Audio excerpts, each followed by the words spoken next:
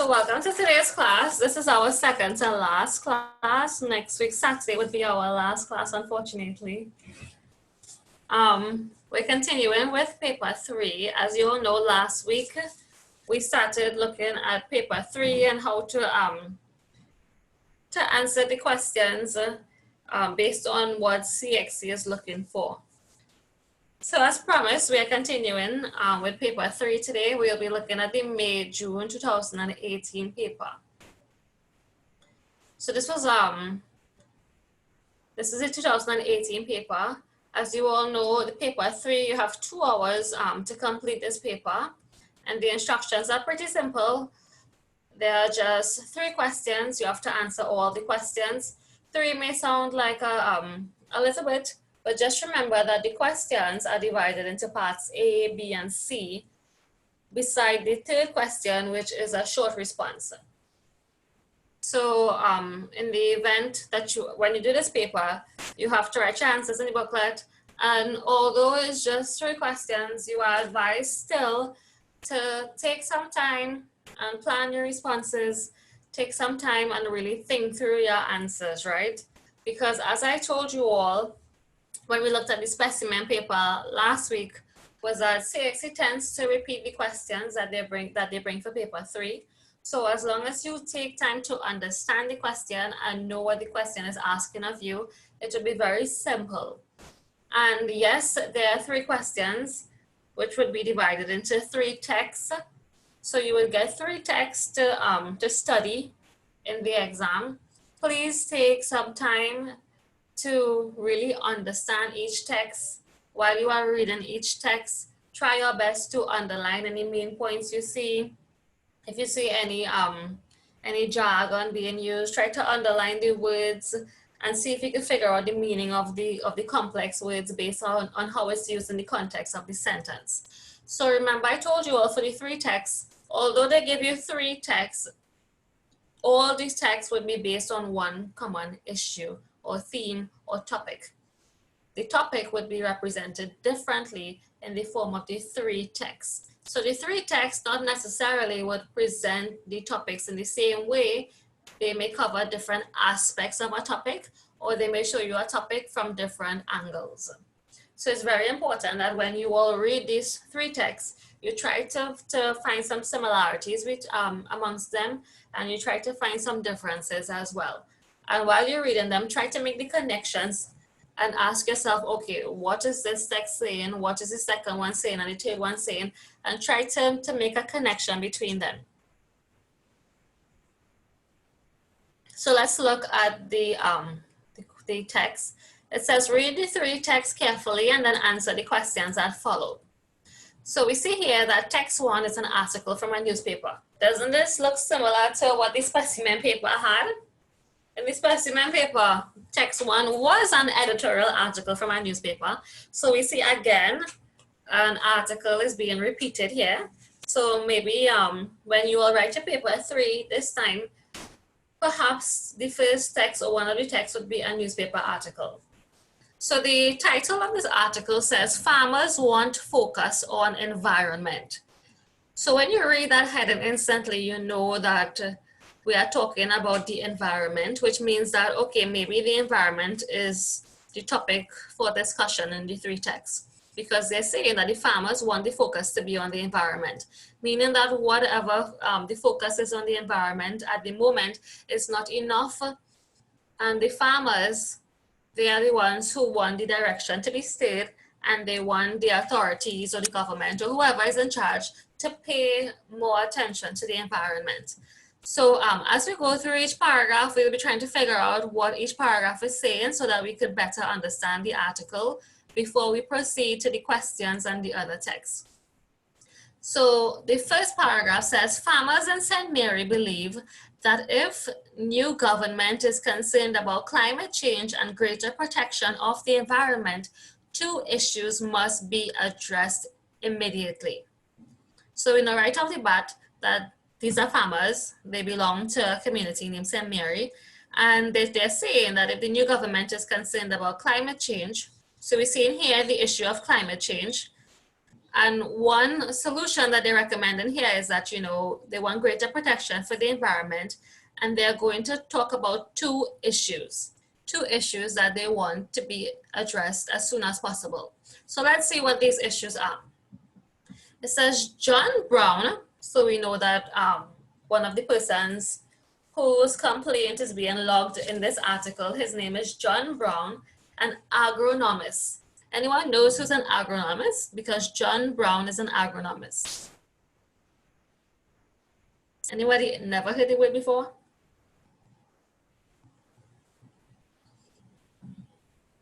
So an agronomist is basically an expert in the science of soil management and crop production.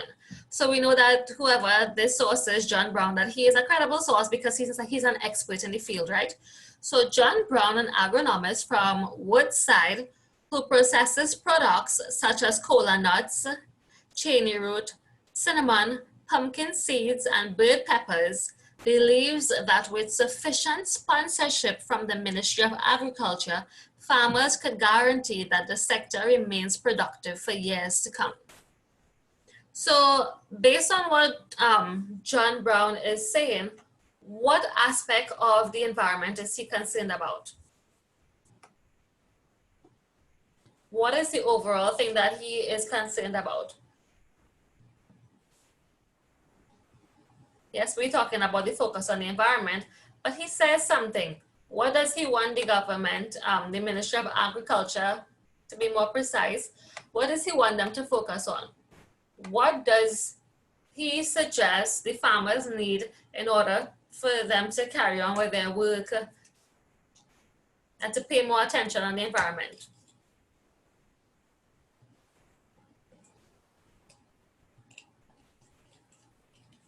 David, what do you think John Brown is suggesting?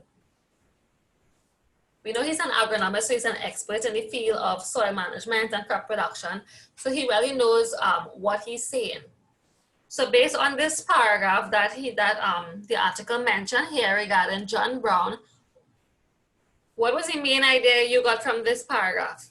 Or anybody else? What was the main idea you guys got from this paragraph? So yes, he's talking about crops because remember, he's an expert. So Jada is saying he's talking about crops, yes. But what is the one solution he says? So Sushmita is saying that farmers could earn a profit from the planting of crops, good. And how does he think the Ministry of Agriculture could intervene to fix the current situation? He says something.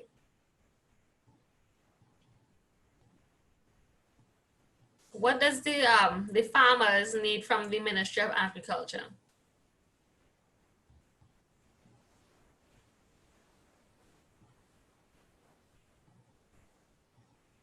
By providing for them, good. So it's right here when he says he believes that with sufficient sponsorship from the Ministry of Agriculture. So based on this paragraph, we know that John Brown, he is basically advocating for sponsorship from the Ministry of Agriculture.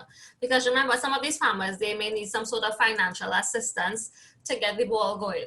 So we know that this paragraph, John Brown, his purpose in this newspaper article is that he is suggesting that the farmers, they need sufficient sponsorship from the Ministry of Agriculture. So let's see what the other paragraph says. He told the Gleaner, do you all know the Gleaner? This is a newspaper. In which country?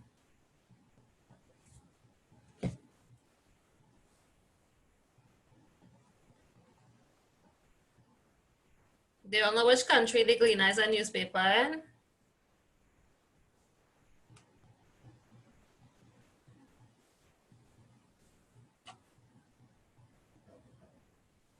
So everyone is saying no, no, no. Y'all never heard about the Gleaner before? The Gleaner is a newspaper of Jamaica. So like in Trinidad, how we have the Newsday and the Express and stuff in Jamaica, they have a newspaper called the Gleaner. So we know that this situation he's talking about, that is set in Jamaica. So he told the Gleaner, I think a greater focus on agriculture, particularly the small farmers, would help tremendously because they receive very little money and don't really get any support. So here he is sort of justifying why he thinks that the sufficient sponsorship is necessary. And his justification is because he thinks that the small farmers, they receive little money and they don't really get any support. So the support that he's looking for is from the Ministry of Agriculture, and he's saying that they don't just want sponsorship, but he puts the word sufficient because he says currently they receive very little money.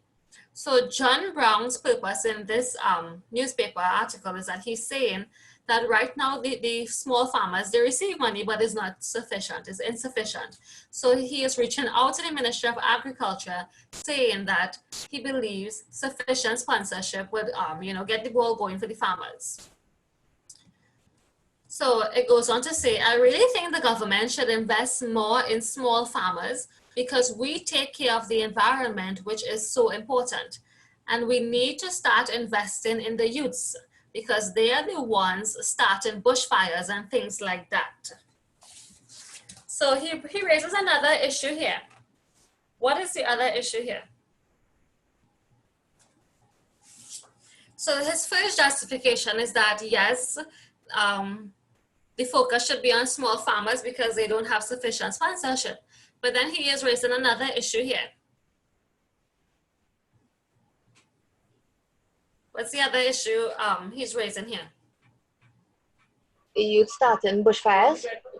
Yeah, he's saying that, very good. So he is saying that in conjunction with them getting the money, the other issue here is that we need to start investing in the youths. So he wants the government to pay attention to the small farmers, but he's saying not only the farmers, but also the youths, because what are they doing? They are being troublesome. They are the ones who are starting bushfires. And when they start bushfires, this could affect the crop production because the bushfires could destroy the existing crops that these farmers work so hard to plant. So he's raising two issues here. One of the issues is that the farmers, they don't have sufficient sponsorship, they need more financial assistance. And then he's also saying that our farmers, we are important, but we are facing some difficulties here with the youths because they are the ones starting the bushfires. So maybe we need to pay more attention to the youths and start investing in them. And then he goes on to give a suggestion. So he says, if you educate them about their environment, you will see them start taking better care of it. And that's why it's important to start with the youths. So his main, his purpose here is that he is saying that a bit of education and awareness is what would do the job in terms of getting the youths to be more concerned about the environment. Because he's saying that we need to educate them, we need to make them aware about the environment, because only if they receive this education and awareness, then they would be able to start taking better care of the environment. So we have another person talking now. It says, bee farmer Tom Driggs believes a program dedicated to replanting the many acres of plants and trees lost to urbanization in recent decades would benefit the country in the long term and help reduce the impact of climate change. So what is Tom Driggs' purpose in this article? What does he want to bring to light? He's a bee farmer, we know that. We know that he wants a program dedicated to the replanting of the many acres of plants. But what was the issue that resulted in him having to bring this suggestion to the table? Climate change? Climate change is one, yes. But what caused climate change to be present in society?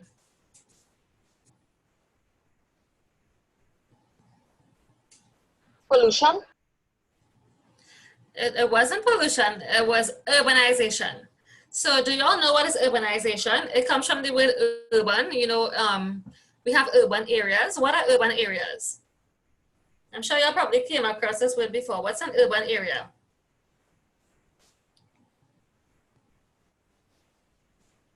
Urban areas are basically areas that have a high human population. So they have, so if an area is categorized as an urban area, it means that a lot of humans settle there or live there.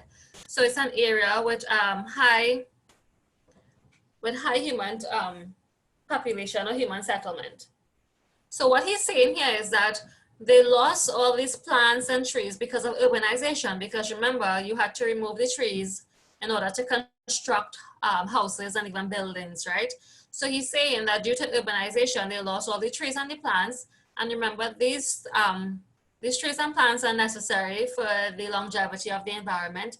So he's saying that because of urbanization and all the trees and plants being destroyed, climate change is now prevalent in society. So he is saying that, you know what, you guys have already destroyed the environment because you all are constructing houses and replacing the trees and plants. So now we need a program that's dedicated to the replanting.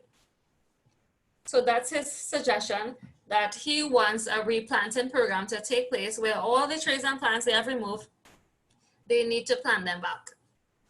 And then he goes on to say, forestation is one way the government can help farmers indirectly by trying to replenish our forests because we are losing them, and that affects production directly.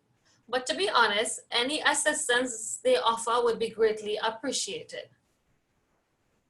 So what is he saying in this last paragraph?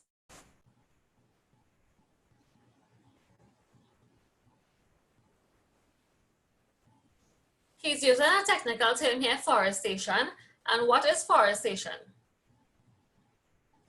I'm sure you all have heard deforestation. So deforestation is the opposite of forestation. So we know deforestation is when you remove the trees from the forest, but forestation is where you actually plant the trees, right? Or you plant a certain number of trees in an area to form a forest. So he's saying, because he is, his purpose here is to talk about the replanting, he's saying that forestation is one way the government could help the farmers indirectly. And why? Because we need to try to replenish our forests because we are losing them. And why are we losing the forests? We are losing the forest because of urbanization. We are cutting down all the trees, and we're even losing the forest because persons are removing the trees so that they could use the lumber to build furniture and so on. So he's saying that this is an issue that's affecting society. And then he just concludes by saying, but to be honest, any assistance they offer would be greatly appreciated.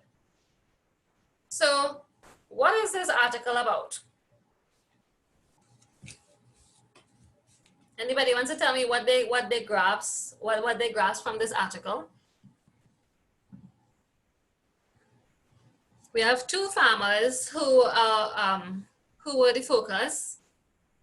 We have Tom Drakes, and then we have John Brown. John Brown was the agronomist. He's the expert in the crop production and the soil management. And his purpose here is that he was saying that, you know what, the government, but specifically the Ministry of Agriculture, needs to provide sponsorship to the farmers along with educating the youths. And then the Tom Drakes is saying that, you know what, we need to have a replanting program because when the trees are removed and stuff, nothing is being done to, you know, replenish the forest. So now we need to try and plant the trees. And all of this is because, you know, they're talking about climate change and how the environment is being destroyed. So right off the bat, we know that this article is talking about the environment and ways in which we could conserve the environment. So everyone understands this article? Do you all want to make any comments? Anything additionally you would like to say?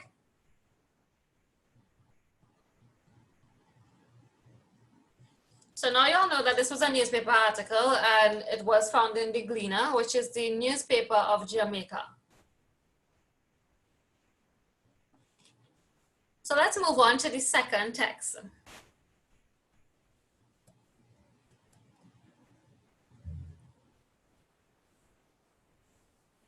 So doesn't this look familiar? The second text is a song. So remember the specimen paper, the second text was a song as well. This song is by Joni Mitchell and it's entitled Big Yellow Taxi. Anyone knows who's Joni Mitchell? Ever heard about Joni Mitchell before?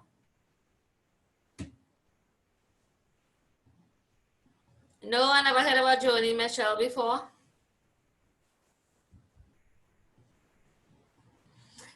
Well, yes, Nirvana, she is a singer because this is a song by Joni Mitchell.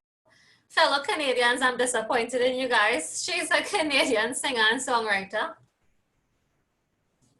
So these are the lyrics to Joni Mitchell's song. Let me just play the first verse in the song so that you could understand what this song is.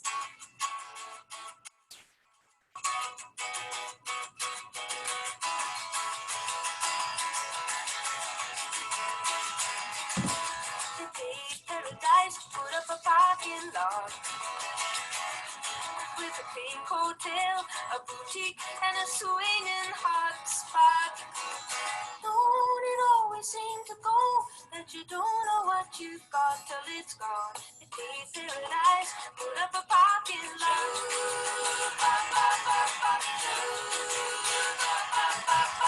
Took all the trees, put them in a tree museum. And they charge the people $1.50 just to see them. Don't it always seem to go that you don't know what you've got till it's gone? You pay paradise, put up a parking lot. Right, so that's basically the essence of this song. I'm sure you guys, anybody ever heard this song before? Rihanna, you said that you heard this song already, yes, and recently Harry Styles did a cover of this song actually. So this is a popular song. Well, Rihanna said she heard this song, so I know some of you all, yeah, maybe your parents have heard this song because Joni Mitchell is you know, she's not young, so maybe your parents have heard this song. If you play this song for them, they've probably heard this song. But I thought that you all would know this song as well because Harry Styles did a cover of this song recently. I think within the last 2 years or so. So let's see what this song is saying. So we know that Joni Mitchell, she is a Canadian singer. And they're saying the big yellow taxi. Where would you find the big yellow taxi? Because that's the title of the song, Big Yellow Taxi. Where would you find a big yellow taxi? Based on the video I showed you all, where would you find the big yellow taxi? On the roads. On the roads, where? So Yeah. they were saying in the city, yes, and which city specifically you'd find them? In New York, yes, thank you, Anna. So we call them the yellow cabs. So she's saying here the big yellow taxi. So let's see what she's saying about them. So as you've heard, she said they paved paradise and put up a parking lot. What is she referring to as paradise? What was paradise for her?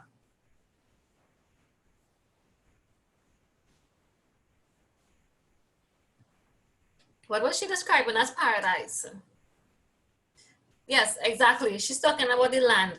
So where the trees and the plants existed before, she is referring to that as paradise. So she's saying that they paved paradise and put up a parking lot with a pink hotel, a boutique, and a swinging hot spot. Don't it always seem to go that you don't know what you've got till it's gone? They paved paradise and put up a parking lot. So we're seeing here that she's using a repetition, right? Because she's trying to emphasize what?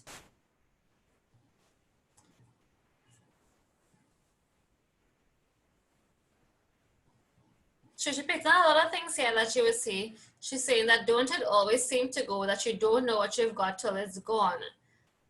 And then she keeps repeating that they paved paradise and put up a parking lot. So how are they feeling since they have removed the trees and the plants and put up the parking lot and the pink hotel and the boutique? Are they regretting this? Do you all get the sense that maybe persons are regretting the action that they have done? Because she did say that you don't know what you've got till it's gone. So maybe before the land wasn't being appreciated. And then only afterward, when they removed all the trees and they converted all the lands to parking lots and malls and stuff, now we're feeling the effects of it. And isn't this a situation that's happening across the world, where in countries where the areas are very urban, where you wouldn't really find a tree anywhere, you wouldn't really see a lot of plants and forests and stuff, where everything has been urbanized and all the grass and land, they have been converted into concrete structures, and people feeling the effects of climate change and even with global warming, and they are regretting that, you know, they don't have more trees So it seems as though from this first stanza that, the message she's trying to say is that, we didn't really appreciate it, but now that it's gone, we really seeing the purpose behind it. So she's saying they took all the trees. Who's the they she keeps referring to? They took all the trees. She keeps saying they paved paradise. They took all the trees. Who's the they? Because we know they is a subject pronoun. A pronoun replaces a noun. So who do you think she's referring to here when she says they? Who's the they? Who would remove the trees? Who would have the authority to do such a thing? The people. The people, but specifically like the government.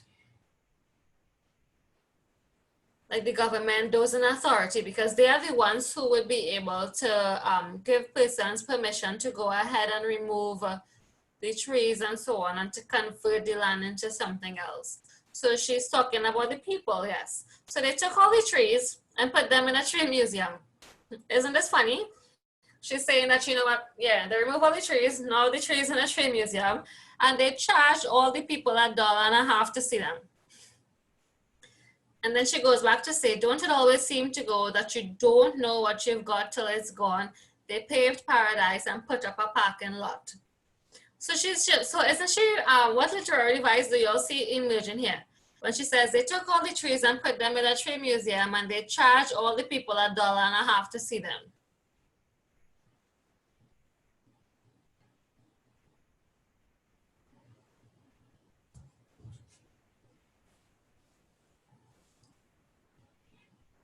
She's kind of she's kind of hinting at a bit of fun here. She's laughing at them, a little bit of irony here, because she's trying to tell people that, you know what, you all had this for free. You could have watched the trees for free, but you know what, you cut them down, you put them in a museum, and now you're charging people to see the same trees that you all could have viewed for free.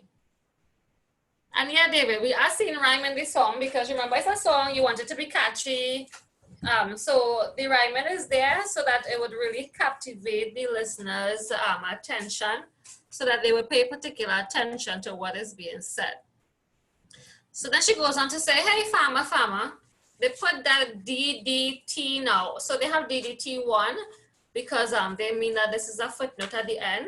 So when we reach to the end of the song, we would see what DDT mean, but let me just tell you what it means. It's an insecticide which is considered to be harmful to humans, the environment, and wildlife. So she's saying, hey, farmer, put away that DDT. So why is she saying to put away this DDT? Because we know that this is an insecticide that's harmful to human, to the environment, to wildlife. So she's telling the farmers, put away that insecticide because, you know, it's harmful.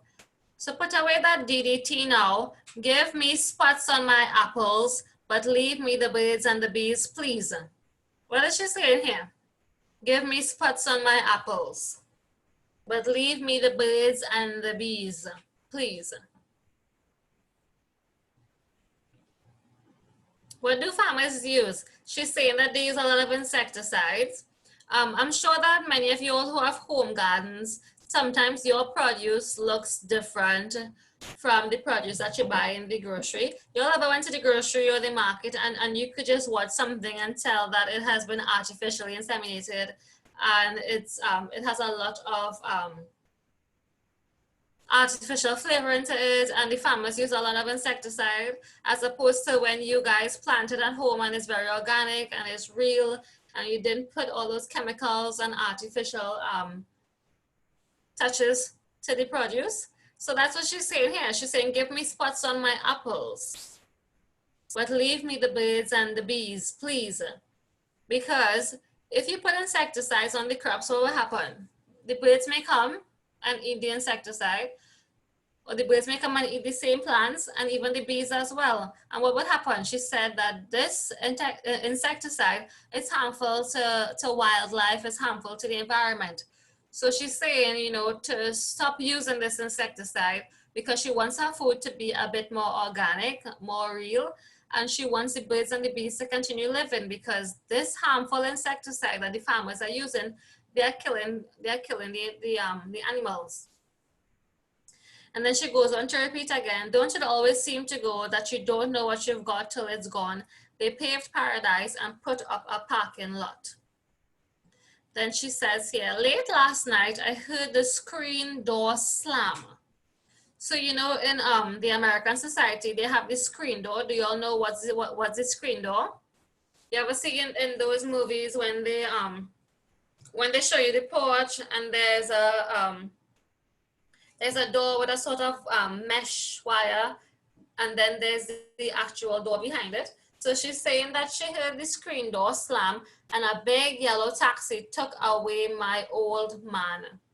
Don't it always seem to go that you don't know what you've got till it's gone? They paved paradise and put up a parking lot. What is she saying here?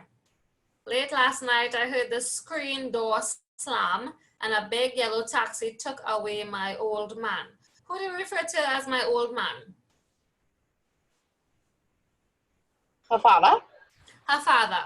Good. So she's saying that she heard the door slam and a big yellow taxi took away her old man. So it appears that her father is where? Where did her father go?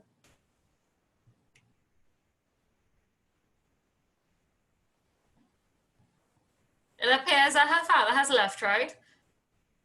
So Anna is saying that maybe he died. Do you guys think he died?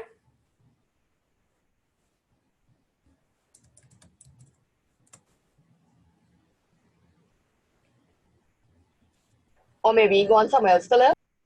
Right, so maybe, because remember, he is an older person, and the global warming, the climate change really affects the elderly. So she's saying that she heard the screen door slam and a big yellow taxi took away my old man. So it could be that perhaps he went to a different area to live because of where he's living right now. It wasn't conducive to his health, and maybe it was starting to have some effect on him, so he had to leave. And then she says, don't it always seem to go that you don't know what you've got till it's gone? They paved paradise and put up a parking lot. And the song just has these last few verses.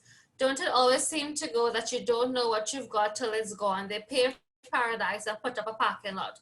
And then she keeps repeating, they paved paradise and put up a parking lot. And here's a footnote here for the DDT, an insecticide which is considered to be harmful to humans, the environment, and wildlife.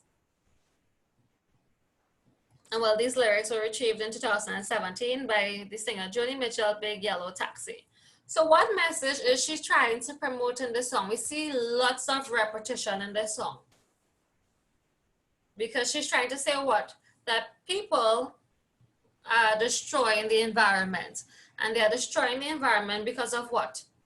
Persons want to remove the trees, we want to remove the plants, because we want to do selfish things like put up hotels, parking lots, boutiques, a swinging hot spot, and then we also want to commercialize what was given freely to us, because we have removed all the trees, we put them in a tree museum, and now we're charging people to see them. And then afterwards, even the farmers are contributing to it because they are using the insecticides that are extremely harmful to humans and also the animals and the environment at large. And then she's also saying the effect that this urbanization, the removal of the trees and plants, that they're having on the elderly people, specifically her dad, because now he has to leave the area because it's not conducive to his health. And then she keeps repeating at the end that, you know what, you don't know what you've got until it's all gone. Because now the trees are gone, the plants are gone, and now we don't have anything to help in producing the carbon dioxide in the environment. So we need to do something, because when it was there, we didn't appreciate it. We didn't appreciate the trees. Now we want to appreciate the trees by paying money to see it after we have removed it. And then she keeps saying they paved paradise and put up a parking lot, because the land, the environment that was destroyed was paradise, and they removed this paradise to put up a parking lot. So we are destroying the environment for the works of man. We are destroying the environment to put up concrete structures and things that are not beneficial to the environment. So do y'all like this song? In your free time, y'all could go on YouTube and listen to this song. But this is a popular song. I'm sure that maybe someone in your family heard this song already before on the radio. So could y'all paint any connection with the first text, the newspaper article, or any differences between this song and the newspaper article? Because I did tell you all that while we are reading, we need to try and paint some differences or similarities between the text. So based on what we read so far on the newspaper article and this song, are you seeing any differences or similarities? Let's start with the similarities. What similarities are you guys seeing in the newspaper article and the song? If there are any similarities, are y'all seeing anything? Planting of trees. Okay, so yes, we see the replanting of trees because she is saying that, and we also see in the newspaper article, Joe was saying that we need to plant trees. Good. Are we seeing any more similarities? Well, the obvious one is that both of them are concerned about the environment. Do you guys see any differences?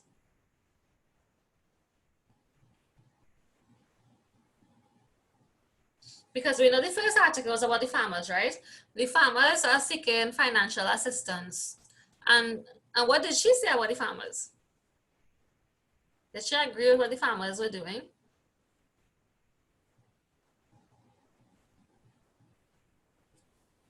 When we looked at this this verse in the song with the farmer here, is she bashing the farmers or is she praising the farmers? She has a different view of the farmers because she is telling the farmers that, you know, that the practices that you all have adapted, they are not beneficial to the environment and to herself, because she's telling them to put away the insecticide. So in the newspaper article, we were seeing the farmers seeking financial assistance because, you know, they want to continue with their crop production. But what she's saying here is that when you guys are producing crops, you all are using this insecticide that's harmful to humans. So she's trying to tell the farmers to stop using that, to stop using insecticides, to try to go along the organic route and not use so many chemicals in the crop production because it's harmful to humans as well as the animals. So did y'all enjoy this song? Anybody didn't like the song? Anybody like the song?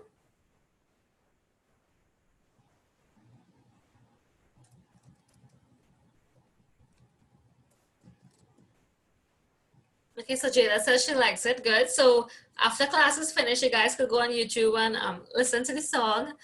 It's a nice song with a positive message. And the third text now is a poem. So don't you guys see that from the specimen paper, we did have the editorial from the newspaper, we did have the song with India Arie, and then we had a poem. And now for this 2018 paper, we had the same thing. We had a newspaper article, we had a song, and then we had a poem. So this is a poem by Prosper Sanchez, and it's entitled Reflections of the Times. So reflections, if you're reflecting, you're doing what? You're thinking about something, you're pondering about something. And he's saying reflections of the times, so like the times that have gone by, right? So let's hear what Prosper Sanchez has to say about the times, what his reflections entail. So he says, dancing city lights are seen from hilltop homes. So he's saying that when you are on the hill in your home, you see dancing city lights. Touch clear roofs and pools adorn. So you're seeing the pools, and we have the touch clear roofs, you know, alongside the pools. The stucco walls and terracotta patios. Designs the modern architects disguising green technology to save the air what fame and riches had bestowed. So what is he saying in this first stanza?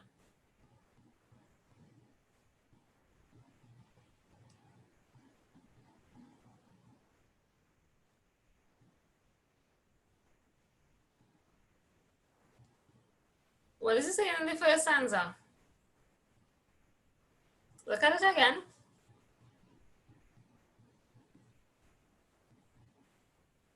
So when he's saying the stucco walls, this means like plastered walls. So he's talking about concrete because, you know, when you have bricks, you have to plaster the bricks. So he's talking about the walls are plastered.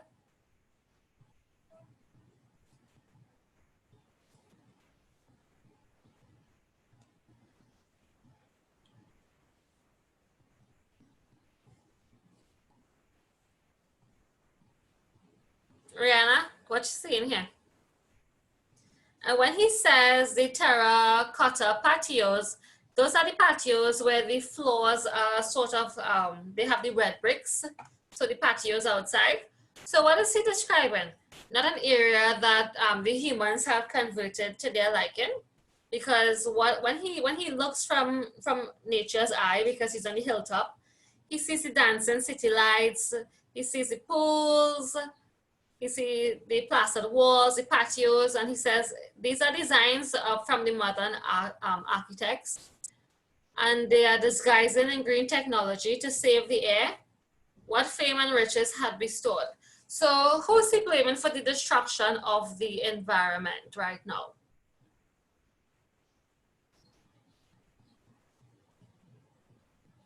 Architects. What did you say? Architects. He's blaming the architects. Good. And who again?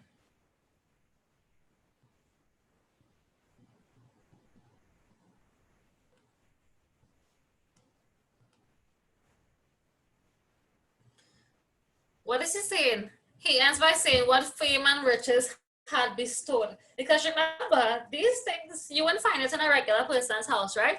Where would you find the fancy clay roofs and a pool and the plastered walls? Rich people. Right, so he's blaming the rich people because he says that what fame and riches had bestowed.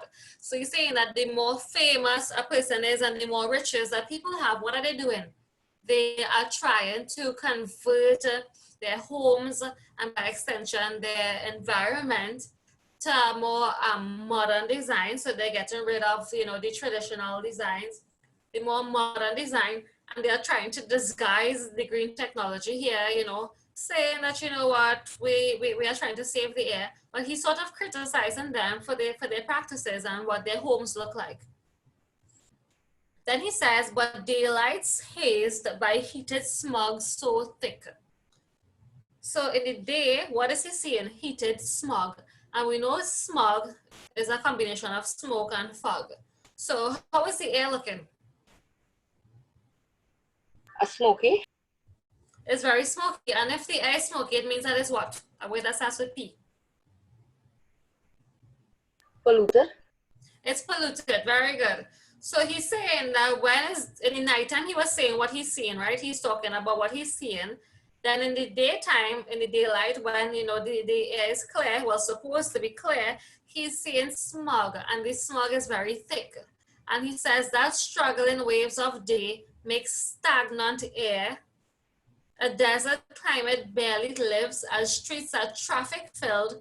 They spew emissions of a deadly brew. So he's describing the air quality here in the area in which he was describing previously. So he's saying that in terms of how the air is, there's smog, the air is very stagnant, so it's not moving, everything is just there, it's still. And he says a desert climate barely lives as streets are traffic filled. And we know once there are cars in the road, what's happening? The emissions, so the exhaust from the vehicles are very deadly. So he's describing a very urban area here, where all you're seeing are buildings, like maybe factories, that's probably where the heated smog is emerging from. And he's describing the air quality here. And the air quality is very thick with smog. It is very hot and is traffic filled with the deadly emissions, because if you keep inhaling the exhaust from the vehicles, it can have a negative impact on your lungs. Then afterwards, he goes on to say at the end here, and masked by all this ill are shining rays. A bright red sun will rise and set in polluted breath. So he's saying that, behind all of this, you see some sort of shining rays. You see the bright red sun. It is rising and setting, but it's doing so in a polluted breath, because he is writing this poem to capture the air pollution, the pollution that exists in this area that he's describing. He goes on to say, its testament a gasp through thickened gray horizons. In this land of milk and honey, now tainted by smoke and mirrored gases.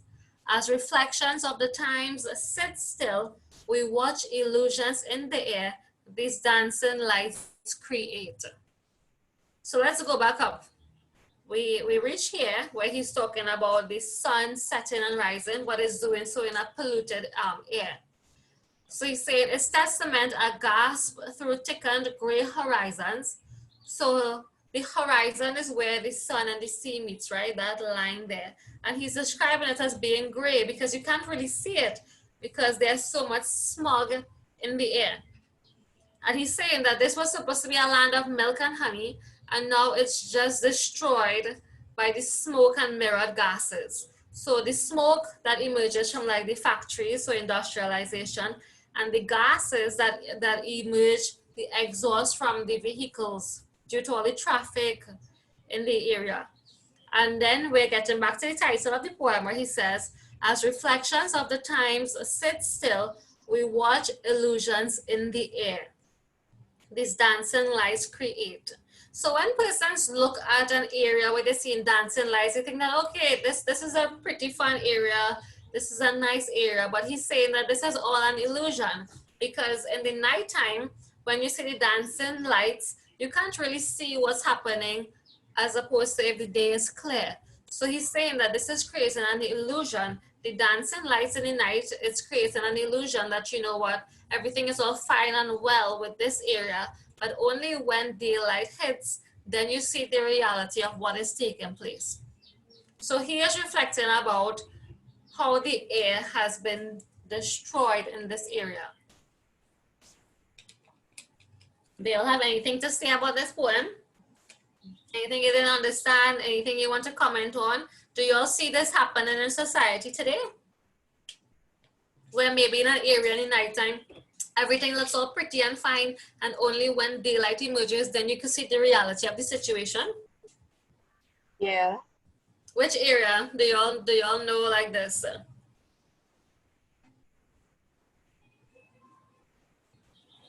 Maybe right in Trinidad. You all ever went up like probably in St. Anne, so like even if you go by the lookout and stuff in Port of Spain, when you go there in the nighttime, we just see the bright lights and everything looks really nice, right? But then when you go into Port of Spain during the day, how does Port of Spain look during the day? It's exactly what he's describing here, right? With the traffic, the deadly emissions. Then you see the exhaust from the factories and so on. And then the air seems a bit polluted because sometimes when we are driving through areas like this, we don't even want to put our glasses down because the air, it's so stagnant. It's very stale. It's just full of smoke and heat. And we don't really want to inhale something like that because it's bad for our lungs. So we tend to leave our glasses up and turn on the air condition because the supposedly natural air is deadly. And that's the word that he used here, that is very deadly. So even in areas, certain parts of Trinidad, and even in much larger cities across the world, this is a situation that is very rampant. So based on the three texts now that you guys have read the three texts, what do you think the purpose of these texts are? What are these texts highlighting?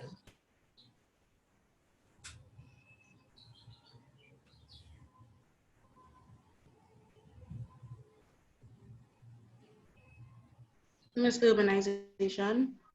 Very good. They're talking about urbanization because in the poem and the song we see that because he's talking about, you know, the construction of houses, people, traffic and stuff, how it has negatively impacted the environment. Very good.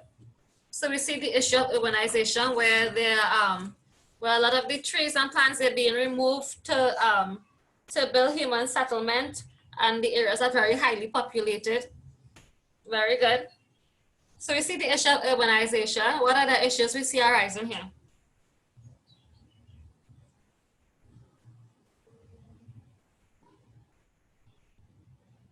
What about climate change? Was climate change one that we saw being highlighted here?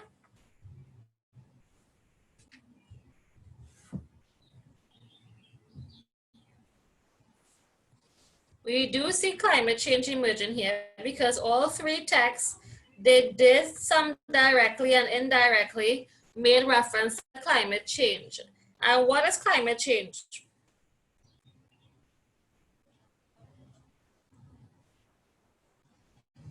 Anyone knows what's climate? So Anna is saying it's the destruction of the environment. Very good.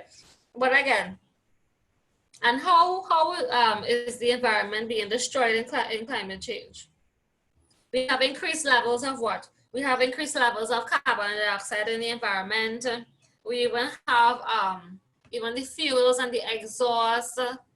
Very good. And even with the removal of trees, the trees serve an important role. What role do trees serve in society? What's the purpose of trees in the environment? To provide oxygen. Right. So what do they do with our carbon dioxide?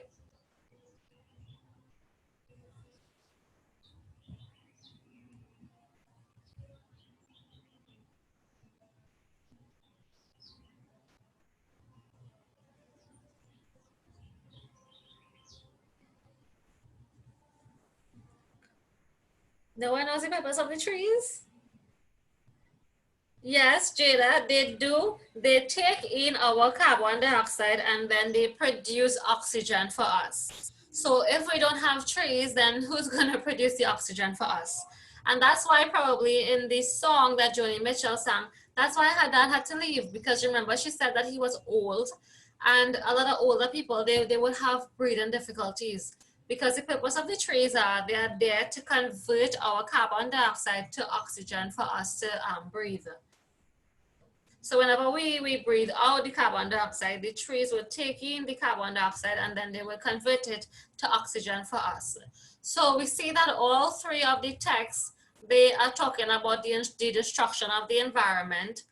They are talking about urbanization. We see issues like pollution being addressed here.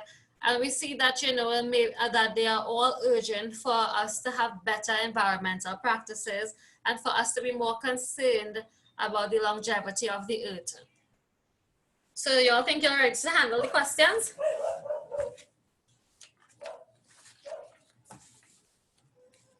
Let's see if we could answer the questions.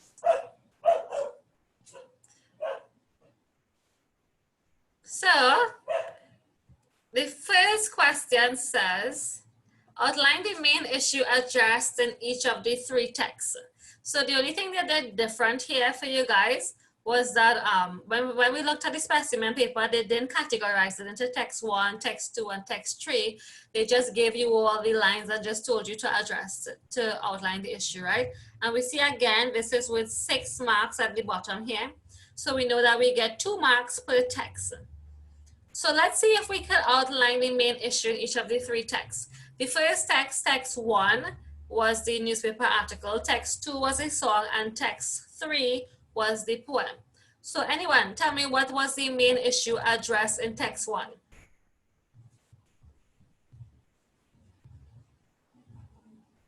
So Jada is talking about plantation. Well, remember they said the replanting. So we know that they're talking about the replanting. What again? Ways in which we can conserve the environment. Okay, how we could conserve the environment. Good.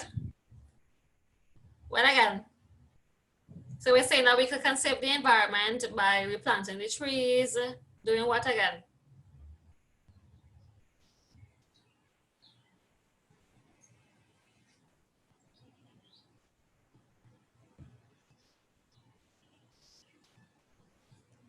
So they mentioned a couple of different things, right?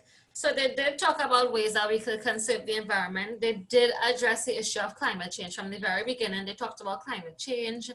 And then it was basically, the farmers giving their voice about how they could, about how the situation could be rectified. They want the financial assistance and so on. But remember, they're asking for the main issue. So yes, climate change would definitely have to be about one of the main issues here. And you must mention also the farmers as well, because the farmers are the ones who the article was about. In text 2, what was the main issue that we saw in text 2?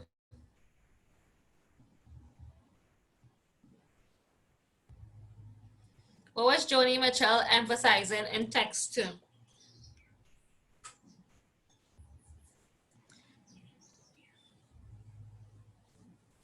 She was talking about the removal of the forest, good. But what was she, there was a word that I taught you all a while ago, it starts with you. Her main, the main thing that she was trying to discuss was what? It starts with you. Urbanization, very good. So the main thing that she was trying to discuss was about urbanization, good. And in text 3, when we looked at the poem, what was the main issue in the poem?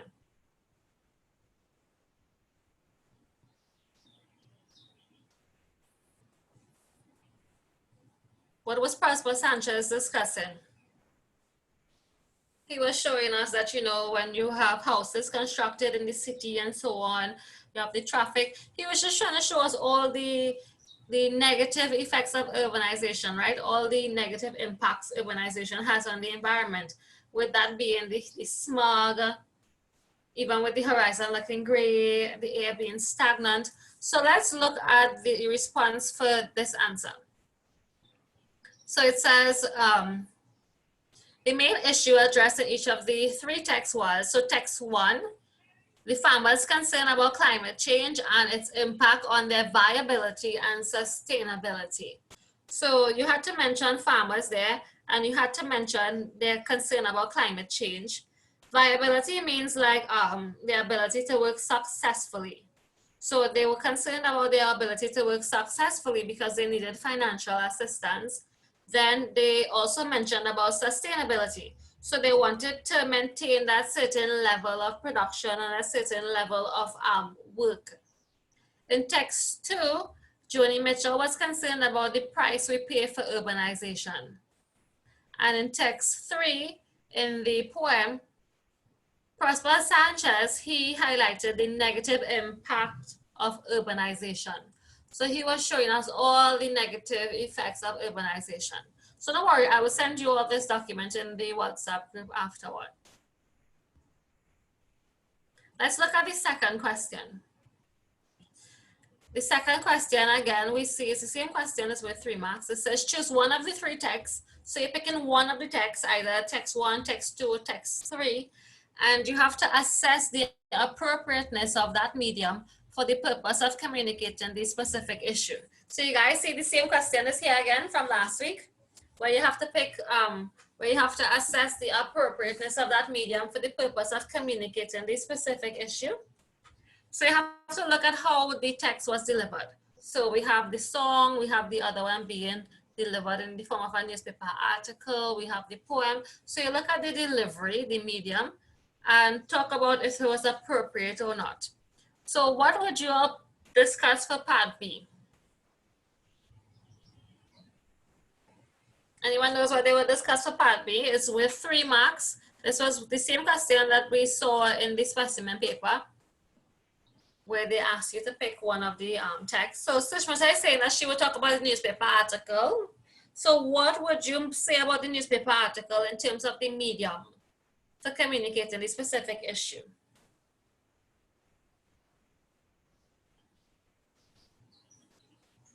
Why is a newspaper article a good medium for communicating a message to an audience? Why is it a very beneficial way of circulating a message? Think of the newspaper. A lot of people read the newspaper, right? And newspapers have what in it? They talk about local issues, community issues, international issues. So, so is it appropriate? So here you have to talk about the benefits of the newspaper. So, Sushmita, what would you say about the newspaper article?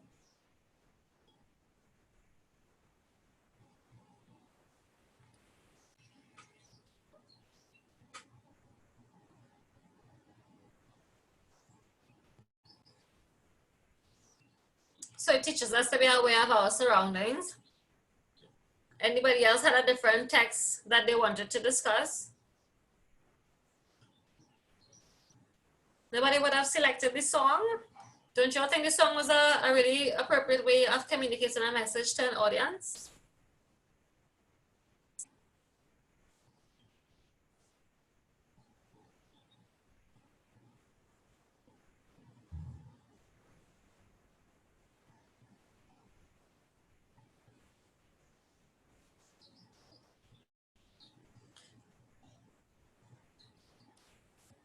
So let's look at some possible answers to this one.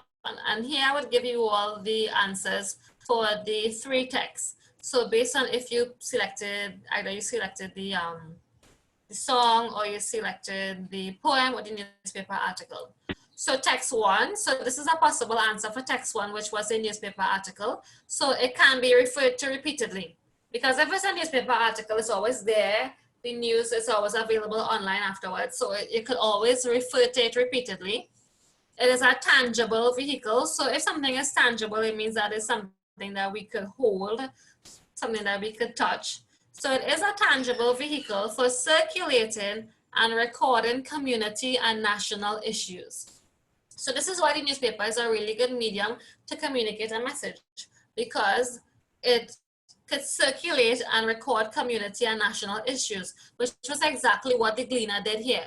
They recorded a community and even a national issue, meaning that the Ministry of Agriculture they weren't providing sufficient sponsorship to the farmers.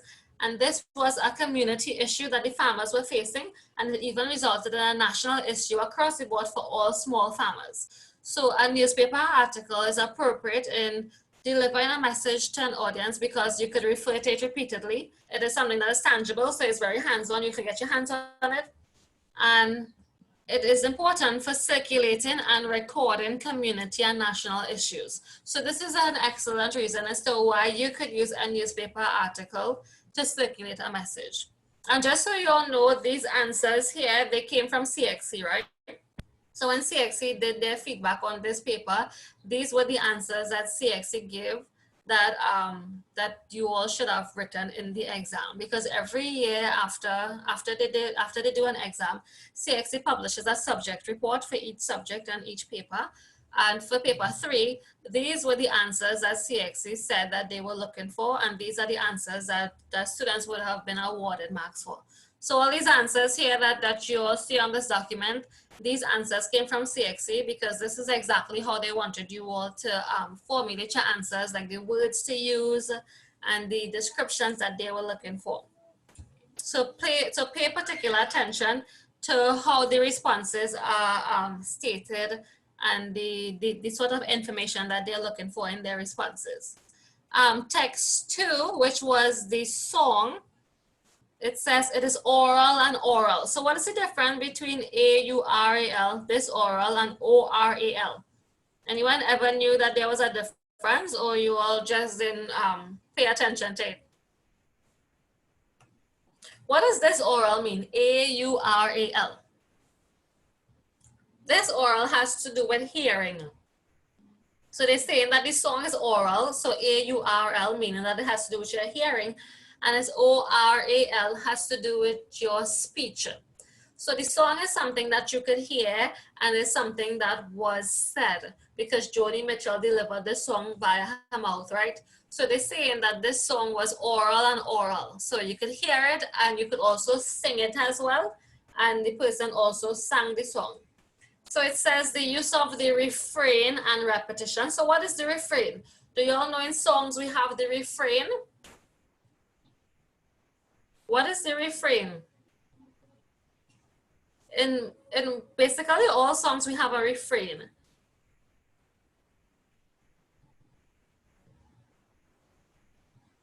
The refrain in a song is basically the lines that are repeated. So what lines were being repeated in her song? Do you all remember the lines that were being repeated in her song? She kept repeating, they paved paradise and put up a parking lot. So they're saying that this, so that's the refrain, the lines of the song that are constantly being repeated. So it says the use of the refrain and repetition helps to ensure the message remains in the mind of the listener. Isn't that true? When you all hear songs over and over and over, you tend to remember the refrain or the lines that are constantly repeated. And when you remember these things, the purpose of repeating the line over and over is because those lines really encapsulate the message of the song, and those lines are the ones that tend to remain in the mind of the listener. So that's why a song is an effective way of communicating a message to the listener, because the message tends to remain in the mind of the listener. You tend to remember quicker the lyrics to a song as opposed to if you read it in an article. you tend to remember the song a lot more because of the beat and stuff, the rhythm. It helps for the message to remain in the mind of the listener. And then in text 3, which was the poem, it's saying free verse form is effective.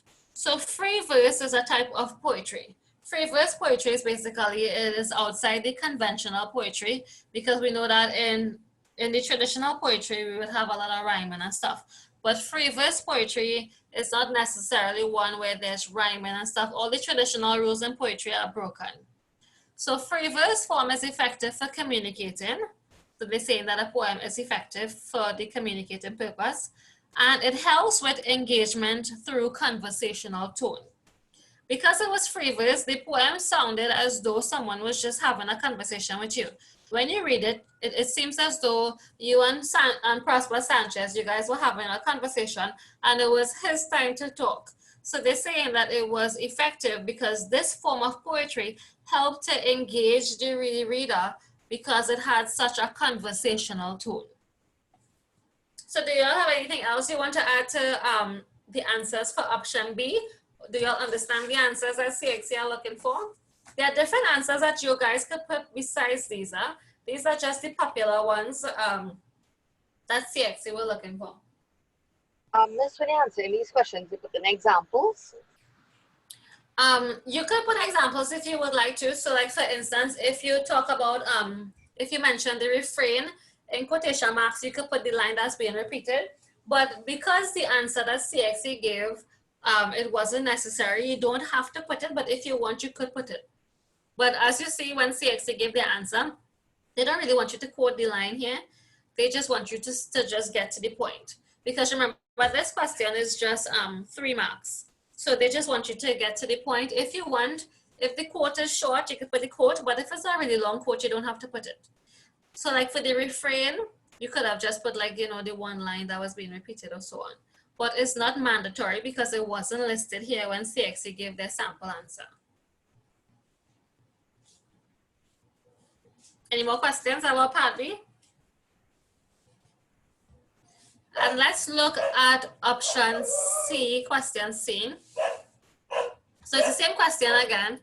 It says for any 2 of the texts given on pages 4 to 7, so you're picking 2 of the texts, choose one language technique used in each and explain its effectiveness. So they sort of made things simpler for you guys in that they told you to put the title of the text here, the language technique, and then they asked you to put the effectiveness. So remember, it's for 2 texts, so they included this information 2 times, and this was with 6 marks. So you basically get 1 mark per response. So for any of the 2 texts, you had to choose one language technique used and explain its effectiveness. So anyone wants to target a text and tell me what they think the a language technique that was used in any of the texts?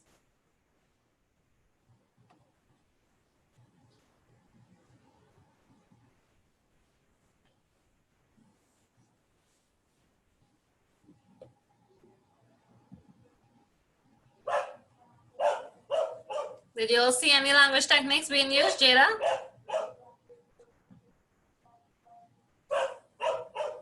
Remember, we looked at language techniques. What did we say are language techniques? Language techniques basically has to do with the words that are being used, the language of the text, right? And the language of the text could range from anything. They could have literary devices in them. They could have literary techniques. It has to do with also the tone that is being used, even the vocabulary used. If you all saw a rhyme, if you all saw a repetition, anything you all saw in the text. Did you guys see anything in the 3 texts? Yes, Jayla? It had a repetition in the song. Good, repetition in the song, very good. And how was that effective? To bring somebody's attention to add, I don't know. Good, and you could even also mention, why is something always being repeated for what? Emphasis. For emphasis, good. So that could have been the effectiveness, to emphasize the main point of the song. So your language technique, so you would have put the title of the song here, then your language technique would have been repetition, and the effectiveness, you would have said that Joni Mitchell utilized repetition because for emphasis, in that she wanted to stress on the point, on the main point from the song. She wanted to constantly repeat the message that she wanted the listener to take away from the song. So very good. Do you all know any other texts, any other language techniques you saw in any of the texts? What about the poem? Did you all not see any language techniques in the poem?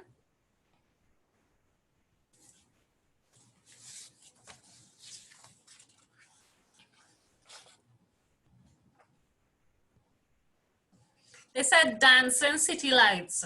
Could city lights dance? What literary device is that? Personification. Very good, it's personification. So how is using the personification, you know, how was that effective? Because what was he trying to do? Wasn't he trying to show that all of this was an illusion to sort of cover up how society really was? So if the city lights are dancing, it gives the illusion that what? That everything is how? If someone is dancing, they're usually happy, right? Everything seems to be okay. So if the city lights are dancing, it gives the illusion that everything is fine in the city. That's so? And it's only when daylight has emerged, then we see the reality of what's taking place in the city. So let me show you all some other options that you could have included in your response for this, for part C. So it says text 1. So some of the language techniques that we see being used in text 1 was that, so some possible language techniques prevalent in the text were, text 1, we had the citing of the farmers by their name. So that could have been one technique. Another technique could have been the conversational tone of the article, or maybe the farming vocabulary could have been another technique. So for example, we saw words like agronomist and forestation, and we even saw the use of a headline. So you could have with any one of these techniques. Language techniques just has to do with what is written, the language that is being used. And let's see the effectiveness for it one time. So for text 1, if you, it went on to explain the effectiveness of one that they mentioned here, which was the citing farmers by name. So in text 1, citing farmers by name and occupation lends credibility to their case or makes their concerns real. Because we have our real life example. These farmers, their names and stuff, these weren't made up. These are real life examples that were mentioned here. So just the fact that you put their name and so on, it helps to lend credibility to their case. So that could have been one. Text 2, so for the song, there was repetition. That could have been a language technique, even rhyme, or also with the use of pronouns. So we did mention the repetition for emphasis and so on. The rhyme could have been, you know, to keep the message in the reader's mind, to grasp the reader's attention very quickly. So it goes on to explain the one on pronouns. So it says in text 2, the use of the pronouns, so for example, they and I, it helped to highlight a difference in views between the persons and their developers. Because she's saying they, meaning like they, the developer, and I with herself. And she's using they to refer to them and I to herself. And this is showing a difference in views. Because when she says they, she is trying to say that she does not agree with what they are doing, and they being the developers, the ones who are developing the land, who are destroying the land. And for text 3, in the poem, we had religious imagery. So they use imagery throughout. Where something is done religiously, it means that it's done extensively throughout. So he used a lot of imagery. He used a lot of light imagery because he talked about day, about daylight. He talked about the gray horizon. He talked about the night, even the diction, so the use of words, and he even had repetition. So to any one of these techniques were correct. So the answer goes on to talk about the technique of diction. So in text 3, the diction, so for example, heated smog and struggling waves, helps highlight the destruction of the environment. So remember, diction has to do with the word choice. So the words that they mention here, like struggling waves and heated smog, it really shows the destruction of the environment. So you guys see how simple the answers are? You just have to look for the technique and just say why you think it was effective. So in this case, by using words like heated smog and struggling waves, it was effective because it really helped in conveying or showing the reader how much the environment has been destroyed. So do you all understand what is required of you for part C? And question 1, we know that it is worth a total of 6 marks. And then, well, for this part C, and the entirety of question 1 is worth 15 marks. So are there any questions on the first question?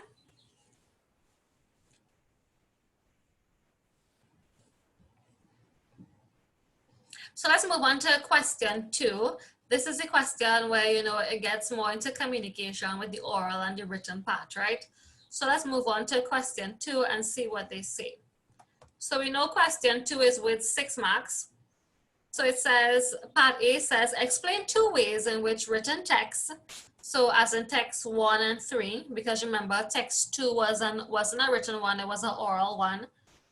So 2 ways in which written texts are different from oral presentations. So I know we did this question last week. Let me get some answers. 2 ways in which written texts are different from oral presentations. So how are the writings different from the oral presentation? What makes the writing better in this case?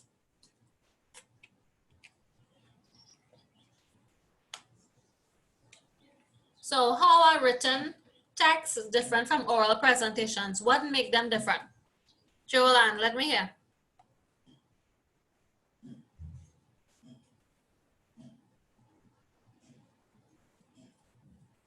Joanne? Anyone wants to help Joanne? We did a question like this last week. Yes, sir. Your presentation helps you to communicate with the audience. What did you say, Anna? The oral presentation does help you to communicate better with the audience. Good, very good. Do you remember any others that we did last week? How are the written text different? Yes, Sushmita. Oral text more expressive, and the written you could see it. Mm-hmm. Good. Rihanna, do you remember any? Because remember, I told you all that you all have to remember the answers because they bring the same questions all the time. So as long as you remember the question and you remember the answer from one paper, it'll be pretty easy for you to do this paper because the questions come the same all the time.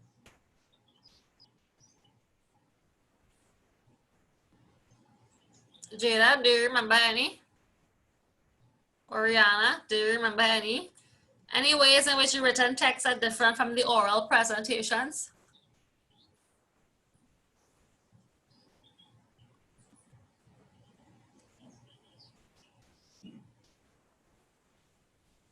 Anybody else remembers any other way? Because they're asking for 2 ways and you get 3 marks per way that you describe. So whatever you write, it needs to be sufficient enough so that you could get 3 marks for each way. So let's look at some possible answers.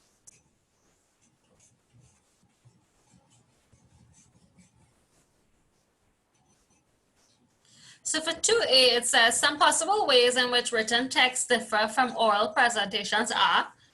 So what I tried to do with the answers this time around is to give you all different answers from last week so that you can see different ways in which you could respond to questions. So the first one says the writer relies on the written word and not the sound of the word, which is true because when you're writing something, you have to work with what is being written as opposed to, and there will be no sound because it is written. So that's one way that is different. The second point is that the readability of the text is important. So remember, in written text is all about what you read and what you understand. So they're saying that in our written text, the readability of the text is important. So for example, the word length, the format, the length of the paragraph, the use of graphics, headlines, poetic structure, and forms. And this is important because if your text is not readable, then persons wouldn't be able to understand the message that you are conveying. So the point here is that it's different because when you are writing something, the readability of the text is important. So you have to make sure that your words aren't too long or too short. You have to make sure it's written in a format that, you know, persons will be able to understand. You have to ensure simple things like when you're writing essays, the length of the paragraphs are sufficient enough. You could even include graphics because remember, you don't want persons to just see words, words, words.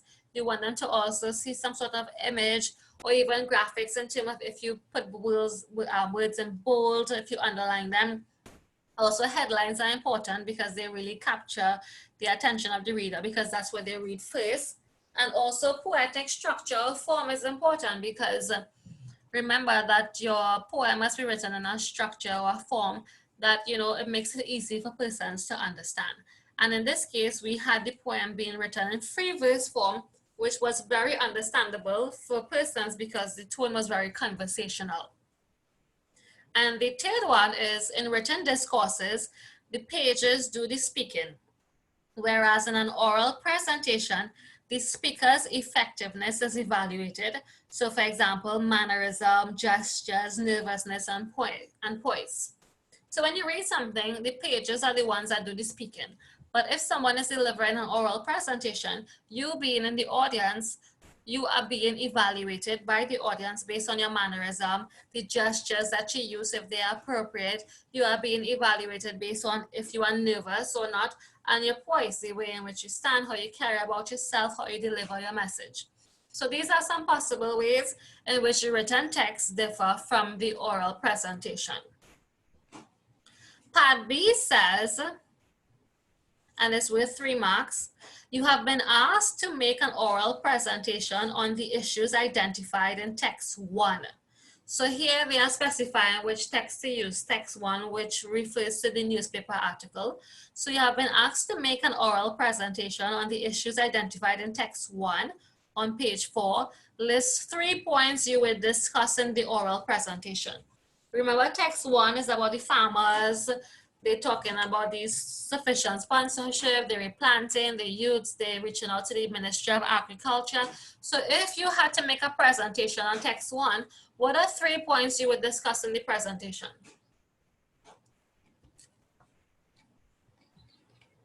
So I want Anna to give me a point. You would discuss. Jada, give me a point. And Joanne. I didn't hear from Joanne before, so I don't know if she's there, if she stepped away. Oriana, give me a point that you would discuss. If you had to give a presentation based on the article you've just read on the farmers, the first text, what is a point you would want to discuss? What you think is important? What is a point you thought was important that is of that is a good topic for discussion? So let's start with Jada first. Jada, what's a point you would want to discuss if you have to talk about the farmers? About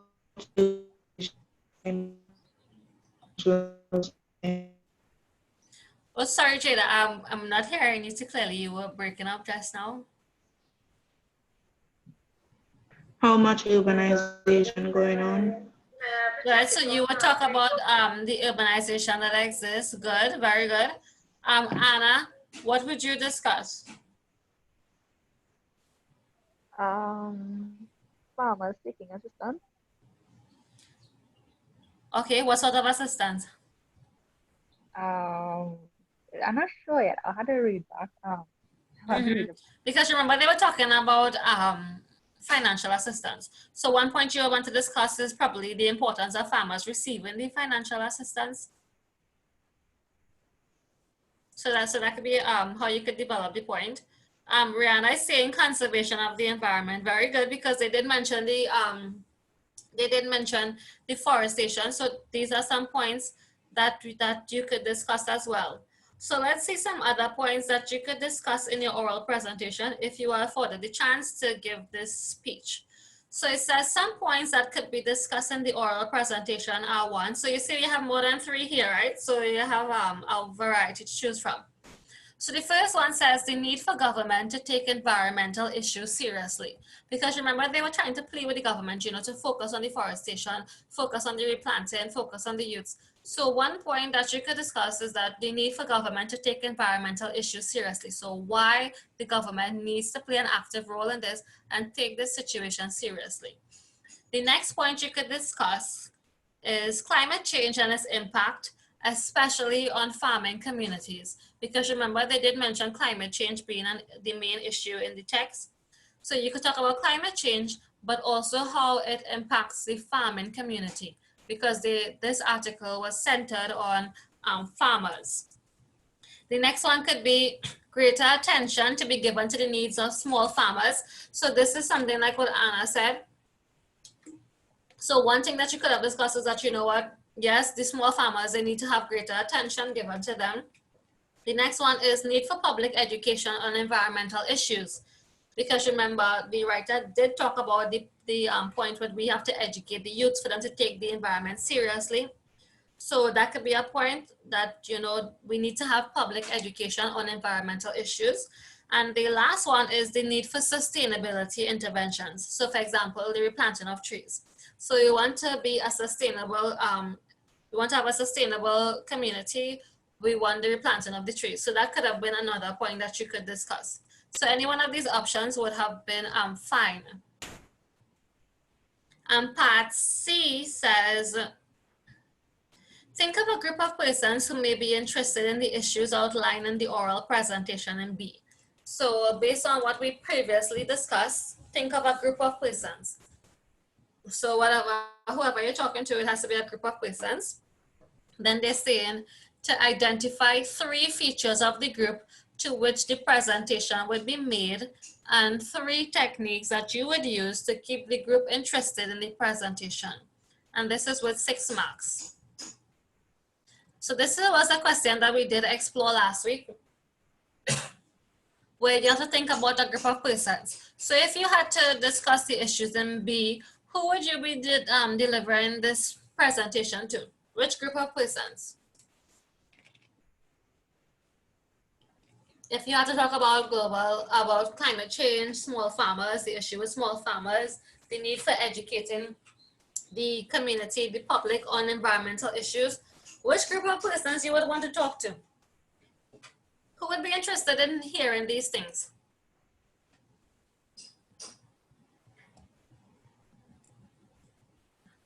So very good. So Sushmita is saying EMA group, so the environmental, EMA here stands for what, Sushmita? Let me see if you know what EMA stands for. Because I can't just put the acronym, you have to tell us the meaning of the word first, and then you could put the acronym in brackets. Environmental Management Authority. Good. So the Environmental Management Authority, because remember, they would have a pertinent role to play in managing the environmental issues. So good that they could be a group that you could talk to. Who again could we discuss these issues with?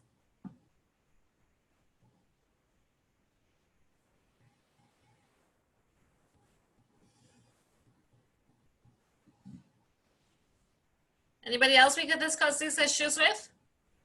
Only the EMA would be interested in hearing these issues. I'm sure there are other persons in society that could hear this issue. What about a simple thing like students? Don't you all think, because remember in the article in text 1, they talked about the youths, and it's important for them to know about the environment. So what about a group of students? Maybe you could talk to some students, probably some students who are enrolled in a human and social biology class, or someone, a science student, or just basically students on the whole. Miss, what about health authorities? You could talk about health authorities. How so? I don't know. Why do you think they should learn about these issues about the environment? That could work, you know why? Because a lot of health authorities, like doctors and so on, we have what we call public health officers. So they deal with health issues that the public faces. So like for instance, when in text 1, because remember part C is talking about text 1. In text 1, they talked about the bushfires and stuff. So bushfire is a public health issue because bushfires, they negatively impact persons who are asthmatic and so on. So public health health officials, they should learn about this as well, so that when they are out there, when they go house to house, and even when they are educating the public, they would know exactly what to talk about. So good, we could talk to them. And what are 3 features of the group to which a presentation would be made? So if you're looking for features of the group, remember we looked at features last week. What are 3 features of the group that you would be looking for?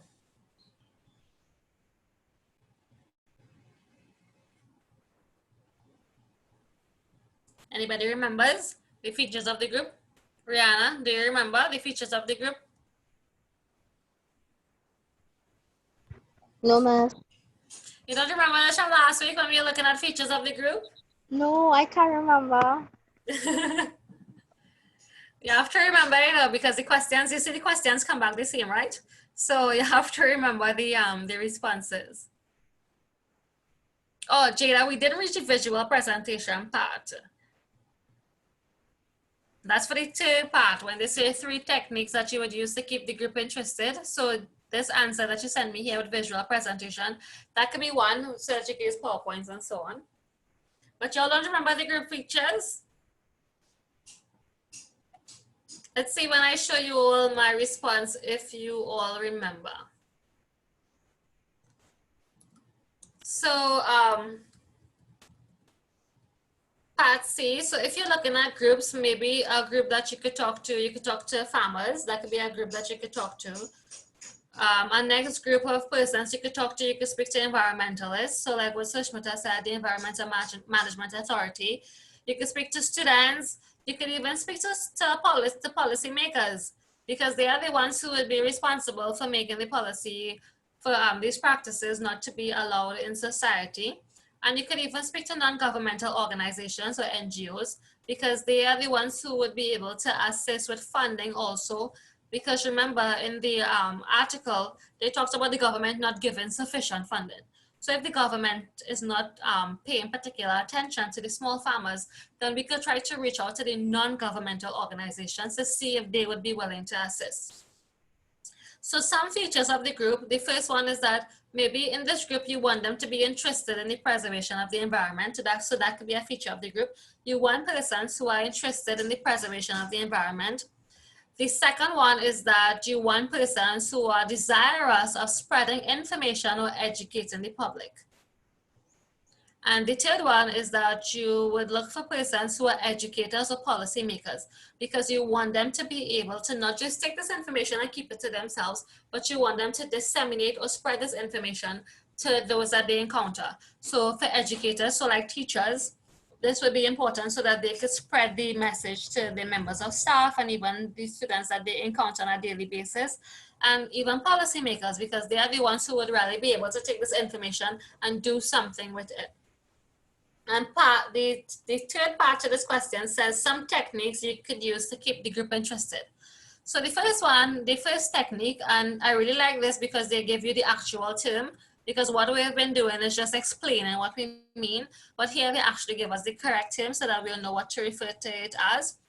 The first technique is called open microphone, and this is allowing for audience feedback and participation. So instead of just saying some techniques you would use is that you would allow for audience feedback and the audience to participate. The name of that technique is called open microphone. So that's one technique that you could utilize here. A second technique that you could utilize is the call and response. And make sure and put all of your listening techniques, please put what it means. So it says call and response. It says use phrases that will encourage group participation. So for example, you want them to say, let's repeat, we must care for the environment. So that is an example of the call and response, because you want that when you say something, when you call something out, you want them to respond. So when you use phrases that persons could repeat, it allows for group participation. And it allows them to be constantly paying attention to what you're saying. And then our next technique is that you could use technological devices, because sometimes it gets pretty boring when you just sit in an audience and persons are just speaking and they're not using any technological devices, any microphone, they're not using like a projector and so on. So it can become a bit boring. The next one is what Jada said. You could use visuals, and you could present these visuals in the form of the PowerPoint as the speaker is presenting. So this is one way that you could keep them engaged, and that they could constantly look at a PowerPoint and not just have to stare at you and criticize you all the time. The visuals would help them to picture what you are saying. And the next one is the use of effective background music to enhance point made. So sometimes the background music could really help with creating different effects. It's like in a movie, when the scary part comes, you know, there are certain music that you would put at that point in time because you want to create an effect in the viewer's mind. Or like when a happy situation comes or a sad situation comes, they will play the responding music, and the music really helps in creating the overall mood or atmosphere or having that effect on you. So when you are delivering a speech, some presenters, they use background music to really enhance the point that is being made. So do y'all have any questions thus far? Are there any questions thus far? So they refer to the real term. Could you repeat that? Like how they explain it is like the terms now. So like instead of explaining it in detail, you know, they use the terms. Yeah, no, but you see what I did here, right? They use it too, and they even give the explanation. So what I recommend is that when you are listing the terms, put the explanation as well. So don't just put call and response. Put call and response and explain what they did here. And you see they even included an example. So I remember you asked about the example. So here you could even put an example, like for instance, let's repeat, we must care for the environment. So put the term that you guys have learned now, put the terms, but also put an explanation for the terms along with an example as well if necessary.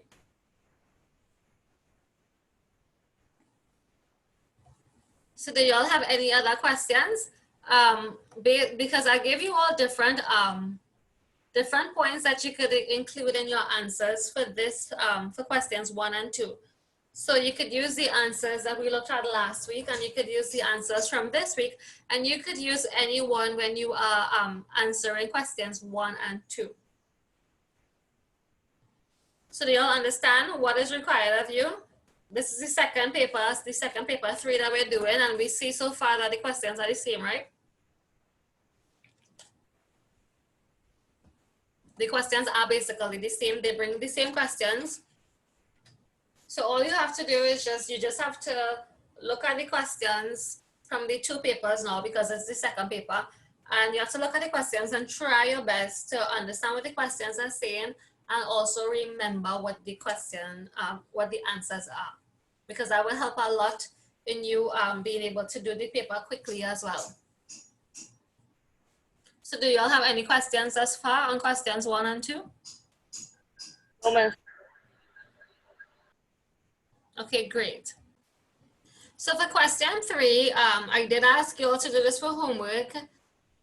If you haven't sent it, that is okay. Please do so. Maybe after today's session, you will better understand what you were required to do. So the question is the same. They create a response based on one of the issues listed in 1A. So based on, remember in 1A, you had to mention 3 issues from each of the 3 texts. Well, 1 issue from each of the 3 texts. So they're asking you to select one of the issues, and they want you to use drama, poetry, lyrics, a song, or prose, and to write your response. And again, you have the same mark scheme they're giving you here, what they're looking for. Relevance of content, organization of ideas, effective use of language, vivid word choice, and unique voice or style. So remember, this is our response. You're pretending as though you are given the opportunity to deliver this message to a group of persons. And how would you do so? You could use drama, poetry, you could create a song, you could even use prose, so a short story. And when I read the report for this, CXC said that they saw a lot of persons using short stories and arguments to present their points, and they said that was fine, so you could do so. But they're just looking to see that whatever creative response you come up with, that your piece must be informative. So it must be about the issue itself. It needs to be informative, and it must showcase your creative ability. So just now when I read the speech for you all during the break, that showed the creative ability, because it was as if you were already in a conference and so on. So they're looking to see that whatever speech you are writing, whatever piece you're writing in the form of an argument, short story, poem, that it must be informative and it must also showcase your creative ability. So if you had to write on one of the issues listed in 1A, so in 1A we talked about in text 1 about the farmers being concerned about global warming and their sustainability. In text 2, we talked about the price we pay for urbanization. And in text 3, we also mentioned the negative impact on urbanization. So if you had to pick any one of those 3 points, which one would you guys prefer to talk about?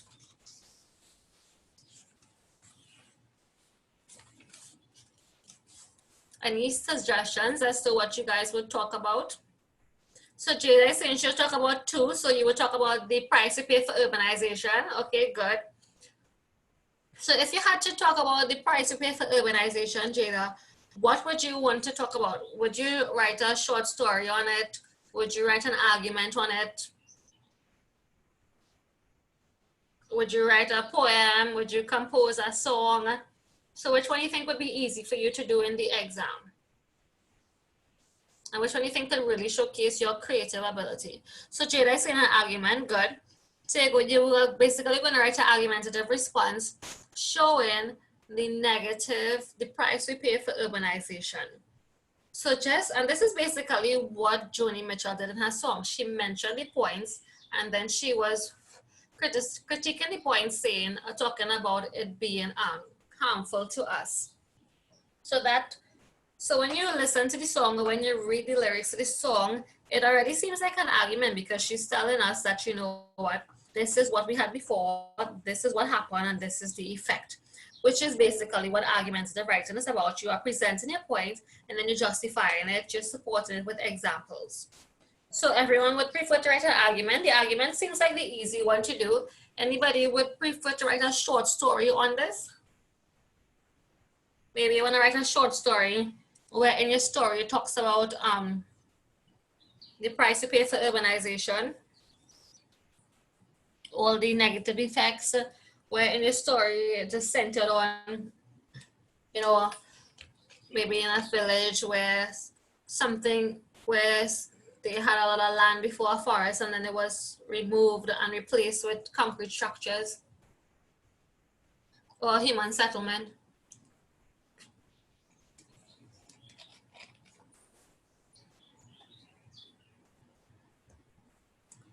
Let me hear what Nirvana will write about.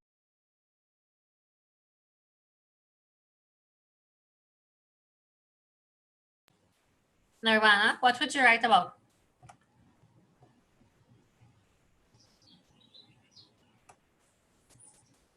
It appears that we have lost Nirvana. Rihanna, sorry, I was doing something very important. You can ask me the question now. My question was for question 3, if you had to create a response, would you write your response in the form of drama, poetry, or short story, lyrics, a song, an argument? What would you prefer? I think argument or short story. Okay, good. Yeah. Anybody else would do anything different?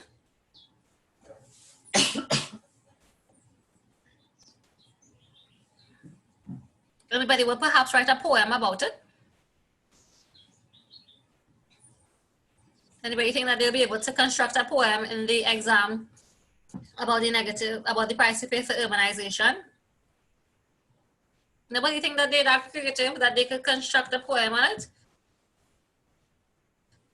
Remember, this is a question where creativity is being tested. So I want you all to attempt this one for homework and type it up on a Microsoft Word document and send it to me. So try to use either drama, poetry, lyrics, a song, prose, an argument, and well, by extension, with prose is short story. So I want you all to take time. I sent you all the answers in the WhatsApp group for questions 1 and 2. So take time to review the question paper, look at the answers again closely with the question paper, and attempt to write your response to me for this one. For next week's class, I will be giving you all samples to show you all how you could have written these responses, right? It's okay if you're not creative. In the exam, you have to try and be creative so that you know you could get as many marks as possible.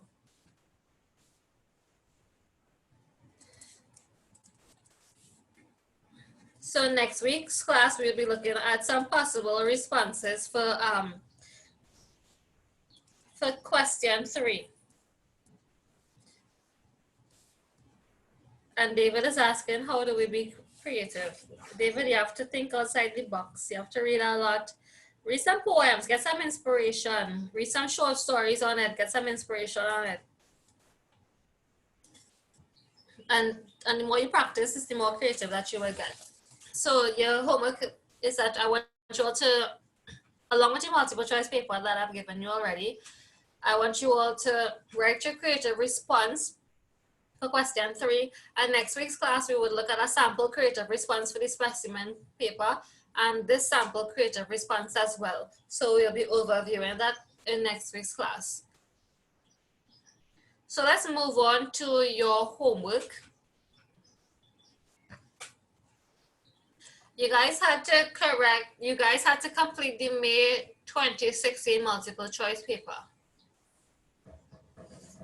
Did anyone time themselves? Did you all take 1 hour and a half?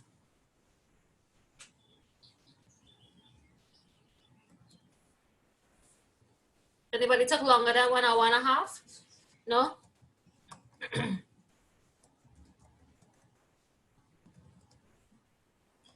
So for section 1, it says each sentence has either 1 or 2 words missing. So we know right off the bat that this is sentence completion because we have words that are missing from the sentences. So you have to try and complete the sentence with the best word or words, because in some instances you have to complete the sentence with 2 words. So for question 1, I want to volunteer to do questions 1 to 5.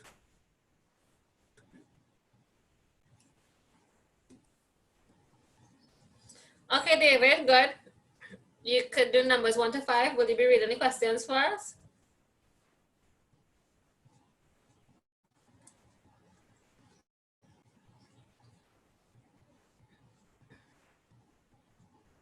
Okay, David, so I'll read the questions for you and then you will tell me your answer. I would tell the class. So number 1 says, despite his short temper, his willingness to give off his wealth to help others to succeed led people to call him what?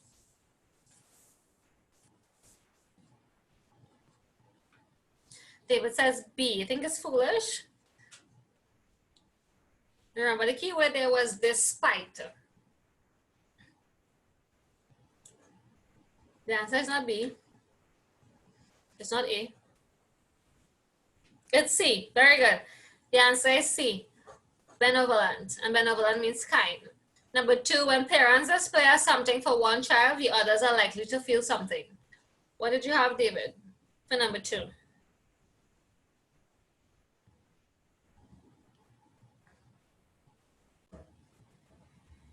C. Very good. When they display a preference for one child, the others are likely to feel jealous. Number 3, an attack on someone when that person is most vulnerable may be something, but is always something. What did you have for number 3?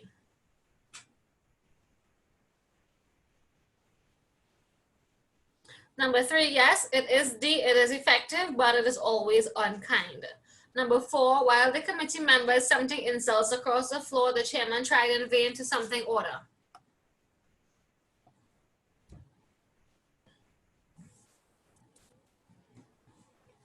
So for number 4, you had B. It's not B.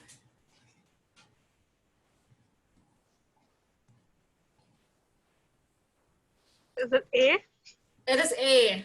Thank you. It is A. When they hurled insults across the floor, the chairman tried to restore order. And number 5, to conceal his true activities, the spy quickly summoned a plausible excuse for his presence there. So what's your answer for number 5, David?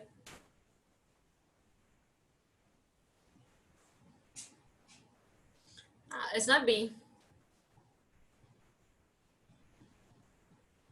A? David, you seem very unsure. Yes, the answer is A. Thank you. Try to fabricate a plausible excuse. Good job. Anybody got 5 out of 5?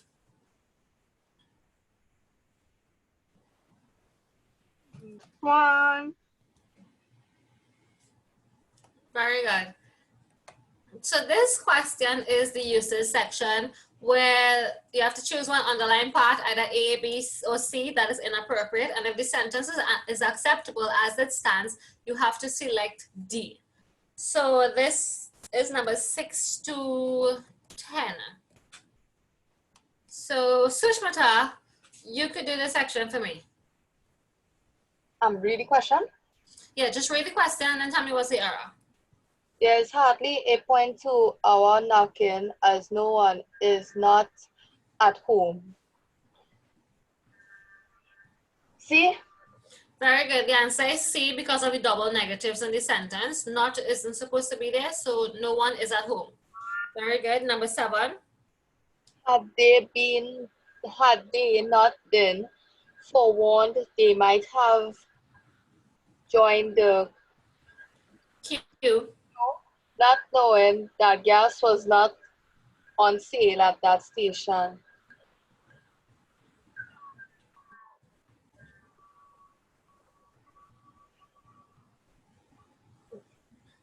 B? It had B. Was not B.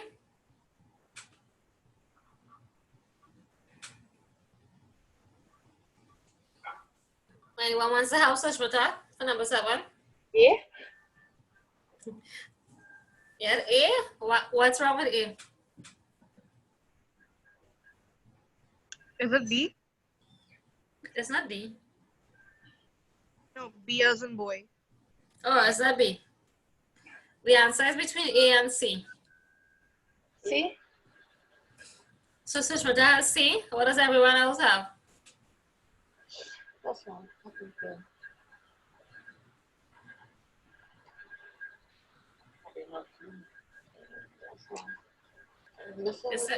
It says, having not been forewarned, they might have joined the queue not knowing that gas was not on sale. Again, we have the double negatives here, not knowing that gas was not on sale. We can't have 2 double negatives in the sentence, so the answer is C.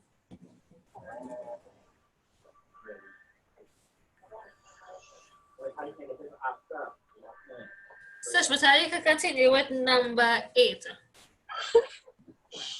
The problem with this sentence is that they arrive late, gives no excuse, and are rude when spoken to. Okay. A? It's not A. Is this correct? Because it says the problem, meaning one problem is, so is this correct?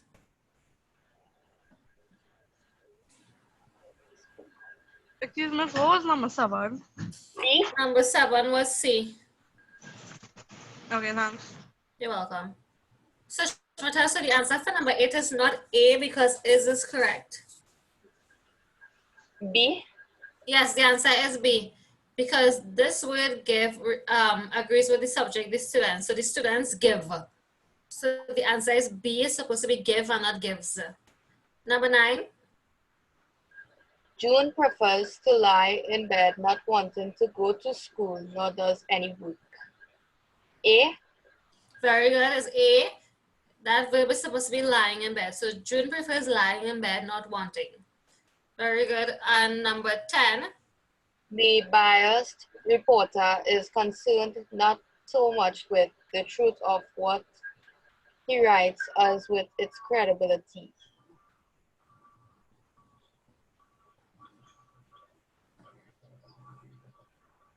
A. It's not A.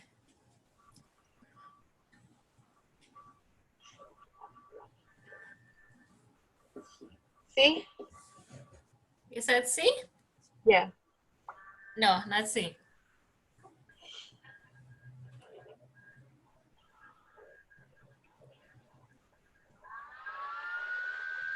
D.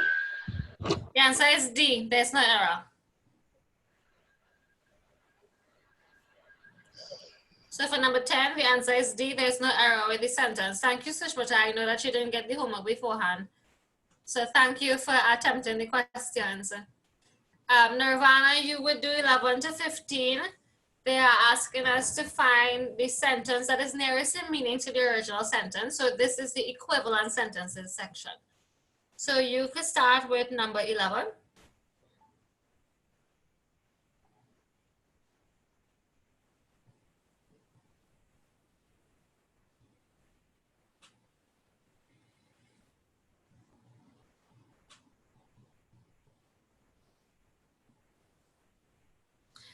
Okay, so Nirvana is taking the shortcut. She's not reading the sentences. She's just telling me the answers.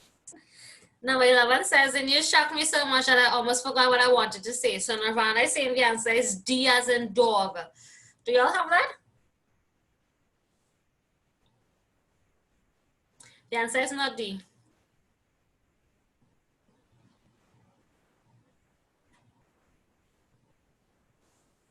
The answer is B. Very good, David. I could hardly remember my message after such shocking news. Number 12 says, if students' effort are rewarded, they will be encouraged to work harder. So what did you have for that one, Nirvana, for number 12?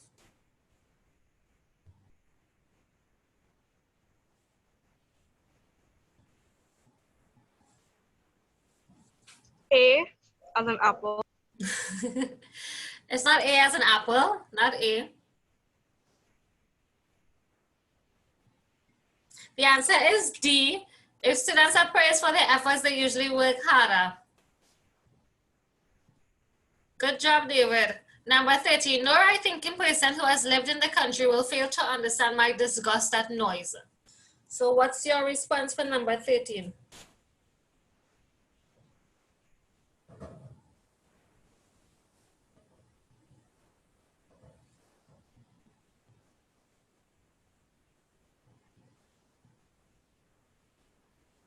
A?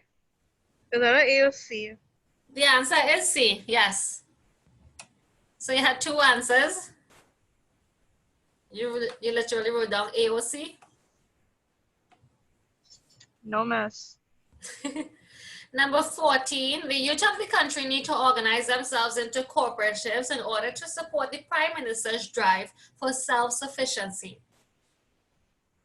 So for number 14. B as in boy. Very good, the answer is B. And the last one for you, the Europeans who were not well off were those who came to the West Indies in search of wealth. A as an apple. It's not A. D. The answer is D. Anybody got all correct in this section?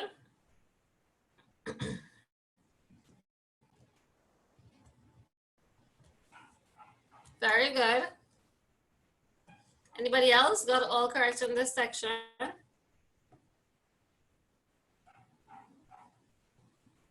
Good job. So this section is a section that you guys tend to hate. This is the error recognition section where you have to select whether your answer is A, B, C, or D, and each letter has a respective meaning. And you have, when you read the sentence, you have to select the best option. So Joanne would do this section. So Joanne, you can start with number 16. Are you going to read the sentences or you need me to read the sentences for you? You read it for me, please. Okay. Number 16 says he advanced a step or two to meet his attacker who suddenly became alarmed and retreated back 4 or 5 paces.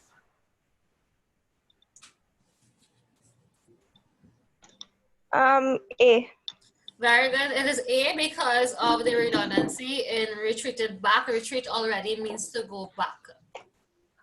Good. Number 17, traffic bottlenecks must be ironed out if we are to prevent giant traffic congestion. A. Very good. It's A is repetitive because traffic bottlenecks and traffic congestion is the same thing. Number 18, the politician hammered the nail of his argument into the leafy minds of his audience who had come to hear him speak on the difficult subject of monetary policy. B. Very good. The answer is B because of the misuse metaphor. You can say hammered the nail of his argument into the leafy minds. You can hammer something into a leaf. So it's a misuse metaphor. Miss, was 17? Number 17 was A. It was repetitive with the traffic bottlenecks and traffic congestion. Number 19 says, seldom do people declare that they are not the products of their environment. D. Very good, there's no error. And 20, the modern approach to fitness is to adopt a holistic approach, physical, mental, and emotional. A. It's not A. C. Very good, the answer is C. It's faulty in diction. It's supposed to read physically, mentally, and emotionally. Not physical, mental, and emotional. Thank you, Joanne. The next section, does this poem look familiar to you all? An even shape? Miss, that was in the exam. Yes, it was in the exam. So you guys should have remembered this poem, An Even Shape, where they're talking about this old lady. She lives in her home. Her days are the same. That's why it's described as being even. And her neighbor is peering into her yard, waiting to see if something appears a bit different, and just describing the everyday routine of this elderly woman for us. So number 21, Rihanna, you could do 21 to 25. It says the phrase her garden looks is an example of what? B. You had B or D? B. B as in boy. The answer is not B. Is it D? It's D, personification, because her garden has the human quality of looking, so that's personification. 22, the garden seemed crisscross in line 2 because the what?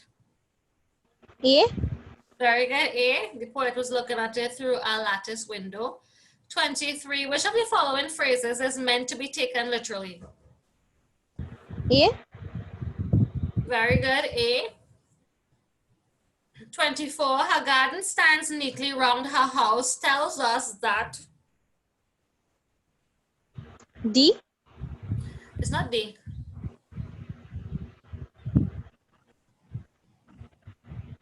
C. Very good, it's C. So it's neat throughout the house, it's surrounding the house. And 25, the poet uses the words frail consciousness to show that Mama was what?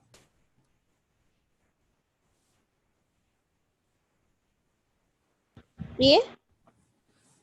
It's not A. If someone is frail, they are described as being very weak. D.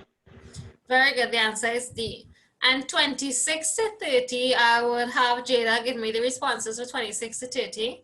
26 says, which of the following best describes the woman's extra thoughtfulness of her mother?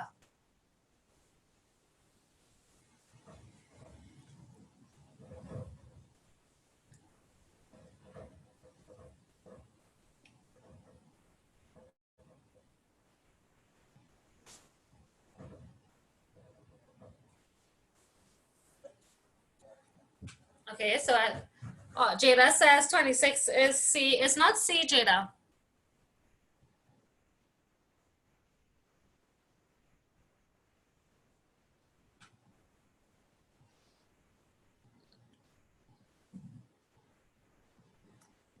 It's not B. A. It's not A. So that means that we're left with D, right?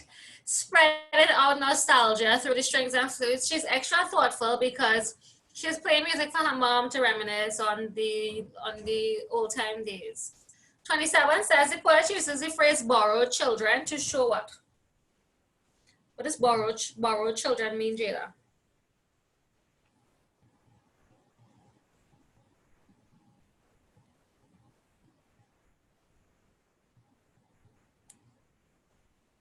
So Jada says B, very good. She had no children of her own.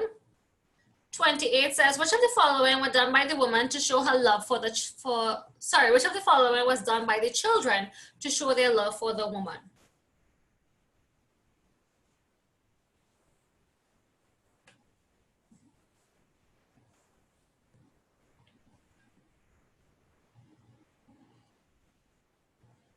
So the answer is not B. Just remember that the children are doing this to show their love for her. C. It's not C. D. It was actually D. All the three were actions that the children did to show their love. 29 says lines 23 to 26 suggest that the woman was what?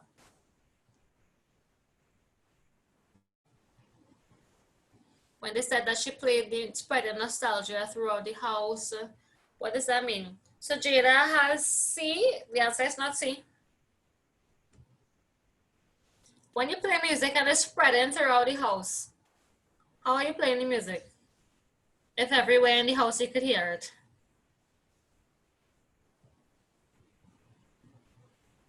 When it's spreading music throughout the house, it means that it's very loud, right? That's why everywhere you go in the house, you can hear it. So the answer was A. Very good. And number 30, the word nostalgia tells us that the music was what?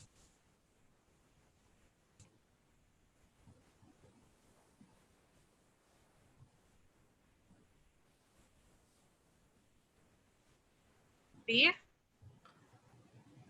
Do we have B as in boy? No, D as in dog. Yes, the answer is D. It brought back pleasant memories of long ago. Because remember, nostalgia means a yearning for something that happened in the past. Very good. And the next passage was about Kino and Nuana. So what did you all remember from this passage? They were going where? Where were Kino and Nuana going?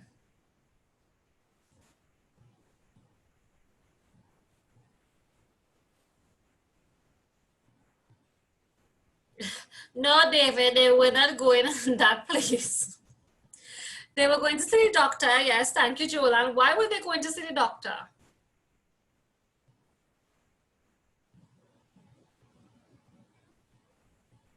They were going to see the doctor because what happened? Why was it necessary for them to go see the doctor?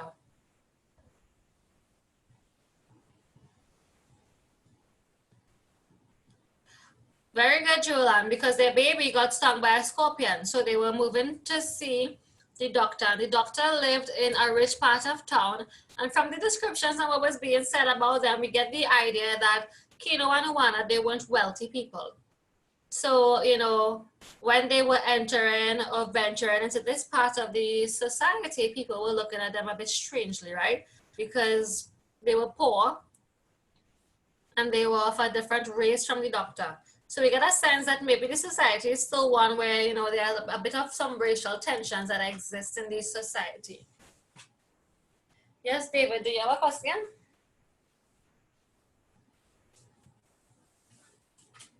Oh, I saw that you raised your hand. So, Anna, you would do this one? Are you with us, Anna? Yeah, right here. Okay, so I'll read the questions for you and you will tell me the responses. So for 31, it says the writer uses secret in line 4 to describe the gardens because what? A. Very good, the answer is A. 32, the word procession indicates that the crowd was what? C. Not C. We use the word procession for something. Remember the crowd was going to the church and the bell was being rung. What was taking place at the church?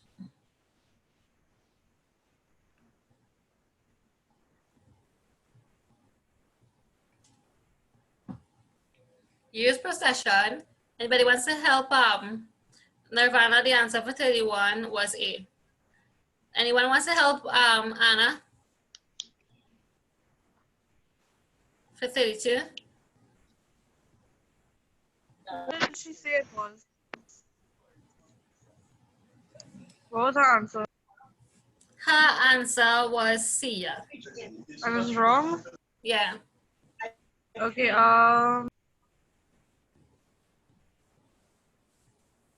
was it D as in dog? No. What B about as in A? boy? The answer is A. Rihanna, that was you who said A?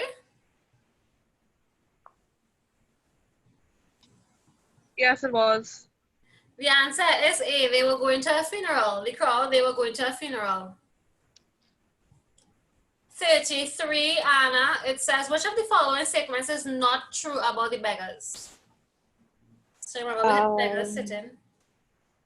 I had A. The answer is not A. They were actually inquisitive because they used to ask people a lot of questions. Like what they're doing here, what they come for and stuff. So it's not A for 33. What C? about B? The answer is C. They had a good relationship with the doctor because they didn't like the doctor. So the answer, that was false. 34 says, in the passage, the expression great experts in financial analysis means that the beggars were what?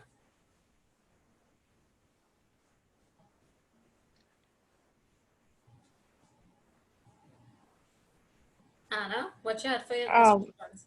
Oh, I had D. D. B. Then B as in boy. Not boy. A. The answer A. is A. They could immediately determine the rich from the poor. Because remember, they would just sit there all day and just know from the time someone passes by if they were rich or poor. They knew.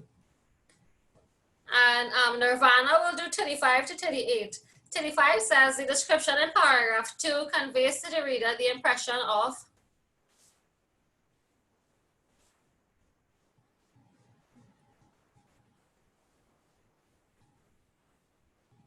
Was it B as in boy? for 35, not B. C. The answer was C, harshness and poverty. 36 says, according to the passage, Kino hesitated a moment because he what? Why did he hesitate? B as in boy? It's not B. A. The answer is A, he had to calm his anger and hatred. 37, in the passage, the sentence, this doctor was not of his people, suggests that the doctor was what?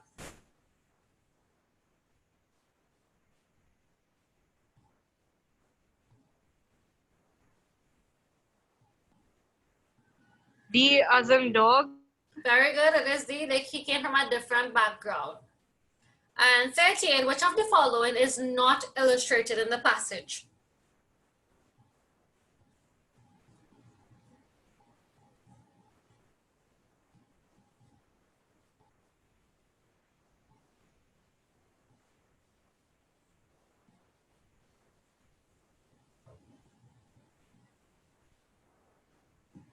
So what did we not see in the passage?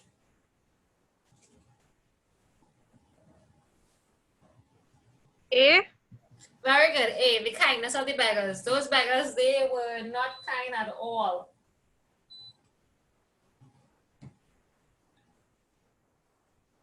Very good, thank you to Anna and Nirvana. You're welcome. So the next comprehension, they were talking about what? We see the subject of casinos in the Caribbean being brought up here. And what was the discussion about?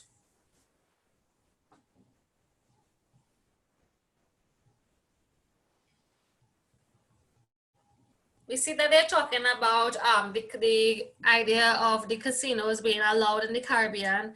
They mentioned that, you know, some governments, they do allow the casinos, and some, it's still a debate.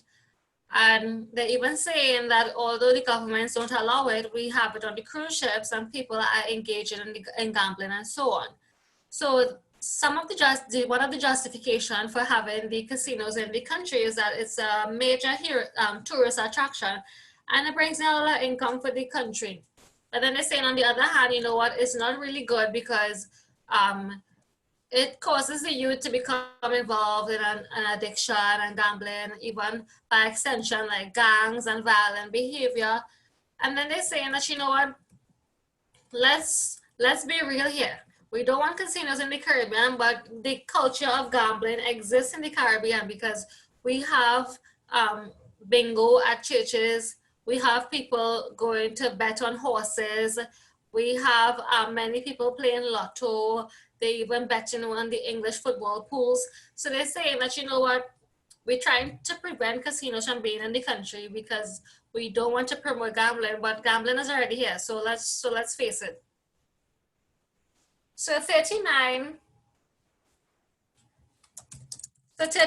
says, casinos and their effect on society became an issue for the first time about when?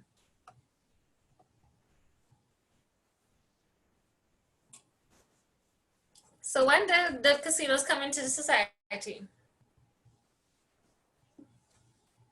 They did give us an idea. Joanne says B. The answer is not B. C. The answer is C. It was over 25 years ago because remember they said quarter century, and a quarter of a century is 25. 40 says, how was the issue of casinos dealt with at the time mentioned?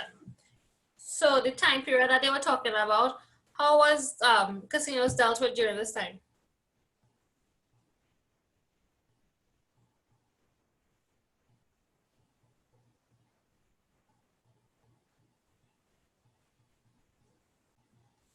Any suggestions for number 40?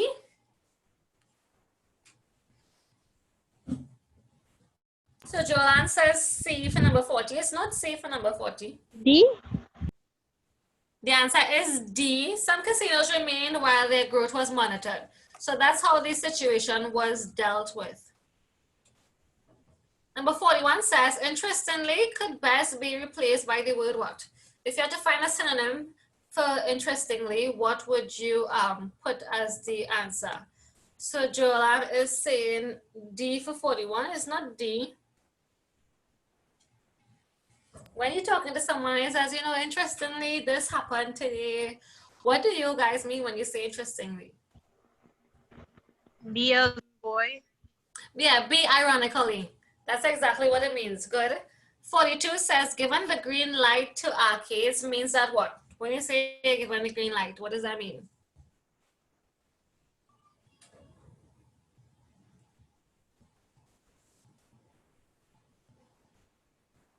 A. The answer is A. Arcades have been given permission to operate. So when you tell someone that they have the green light, it means that you have given them permission. 43 says the Bahamas, Antigua, Suriname, and St. Martin are mentioned to do what? Why were those countries mentioned? C. The answer is C. Very good. To prove that gambling is a stimulus to tourism, because these were the countries that they used as examples to show that if you have gambling being allowed, it attracts many tourists. 44, an expression the writer uses to introduce an opposing view is, so this is like argumentative writing, when you're introducing the opposing view, what expression would you put to show the opposite?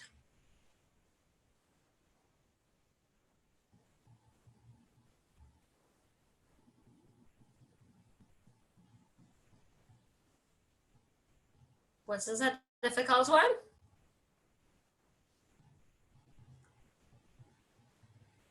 So if you're saying something and then you want to show the opposite, what expression you would use here based on the options provided? D. Yes, D on the other hand. Good. 45 says, which argument below is not used in support of casino gambling? Very good. Jolan says A is the answer. 46, to what does "that is the last thing that we may need right now" refer? When they say that, what are they referring to? When they say that's the last thing that we need right now. Very good. The answer is B. They're talking about the upsurge of the gangs and the drugs and violent behavior. Because remember, the argument was that, you know, the casinos would lead, would encourage youths to engage in this sort of activity. So do you all remember this comprehension? Music too loud, I can't study. Do you remember this passage? Anybody seeing this passage for the first time?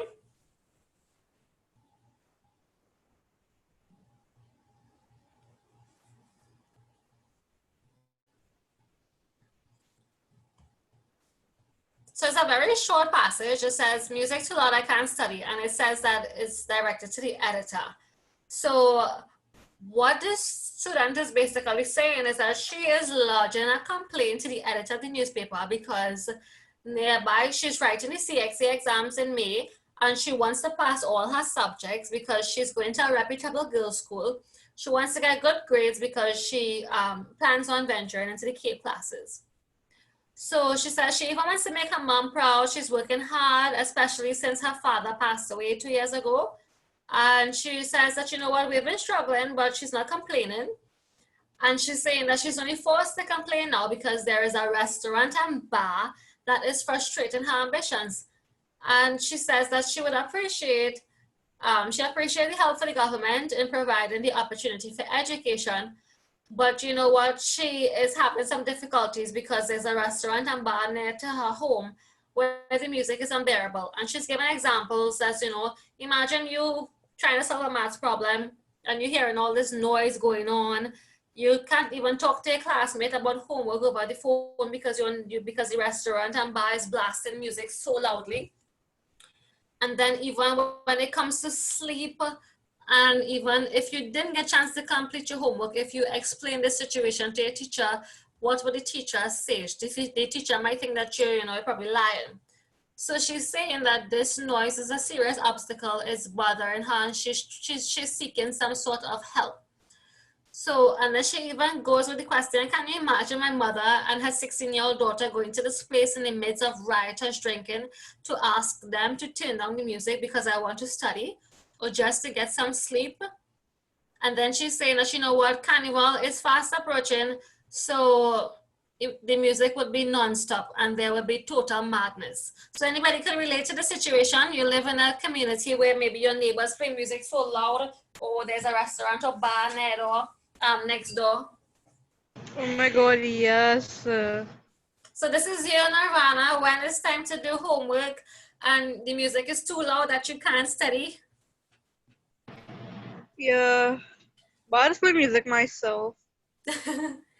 And this child, she has, she's really trying to seek some assistance because they even went across to try and talk to the owner and nothing is happening. So, sometimes you even express your concern to your neighbors. They probably turn it on for two minutes until they reach back in your house. And then when they reach back in your house, they turn it back up. So she's writing this letter to the editor because this section of the newspaper is where citizens could send their complaints for their voices to be heard, right? So she has reached the extent of writing to the editor because she needs some intervention here with this situation because her and her mom speaking to the owners is not working anymore. So 47 says, I just can't take it anymore, implies that the writer is what? When she says, I just can't take it anymore, is she crying, arguing, hurting, or shouting? B, arguing. She's not arguing here. When you are upset and you say, oh my gosh, I just can't take it anymore. C. What? How are y'all feeling? Not hurting.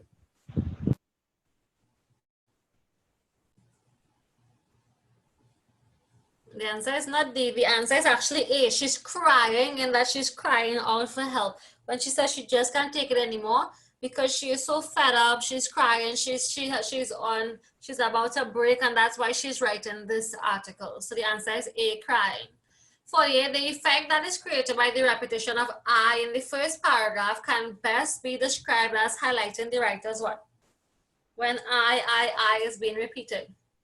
Not frustration, but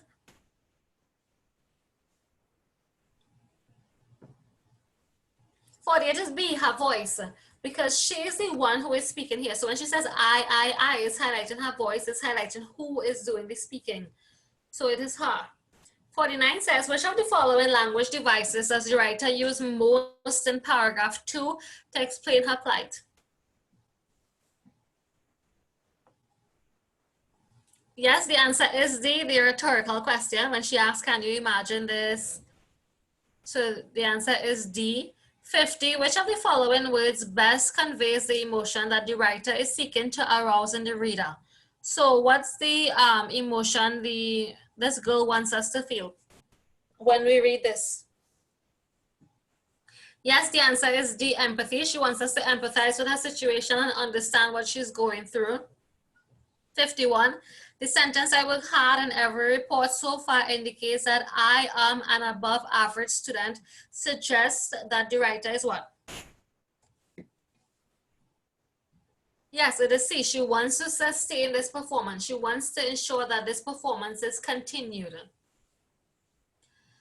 52, jumping up and down as if the place is haunted is an example of which of the following devices, because she was describing the house like the impact on the music, everything is jumping up and down. So what device is that? It's not D. Who jumps? She says the place is like jumping up and down as if it's haunted. Could your house jump?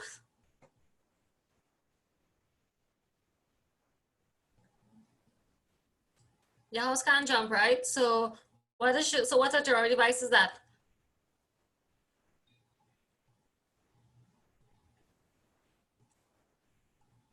Yes, the answer is D, personification, jumping up and down, because houses can jump, right? Jumping is a human quality. So the answer for 52 was D. 53, what effect does the writer achieve when she says, can you imagine my mother and her 16-year-old daughter going to this place in the midst of rioters drinking? So what effect is she trying to create by including that line? The answer is D, scorn for the woman's behavior in going into a bar. Because, you know, sometimes if you hear a mother and a child going to a bar, we start to scorn them and be like, oh my gosh, they have to reach the extent, what is this child doing in this bar? So the answer is D. And 54, the last line of the passage expresses the view that what? When she talks about carnival and stuff, what does the last line of the passage express?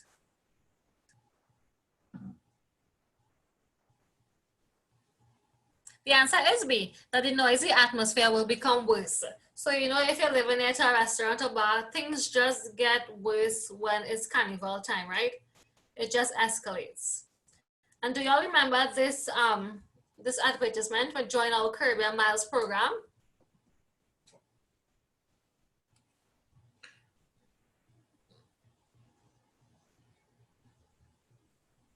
This also appeared in one of your exam papers already.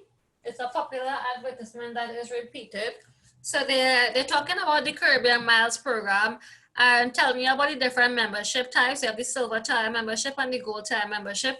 And they are giving you a description and idea about the benefits that you have if you secure one of these memberships, and they even tell you about the awards that you get for being within the respective membership categories. And this is coming from Caribbean Airlines. And if you want more information, you could go on their website or email them. So 55 says, what does the airline promise if a person joins the Miles program? So what did they promise if you join the program? David, what's your for 55?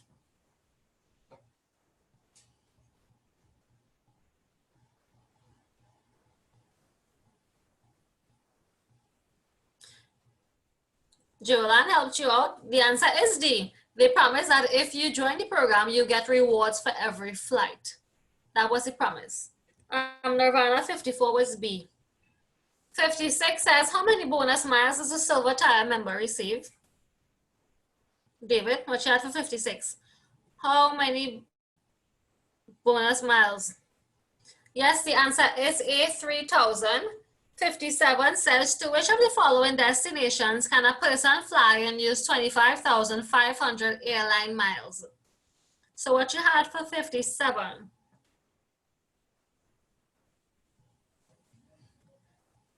Very good, Joanne. 57 is D, it is North America.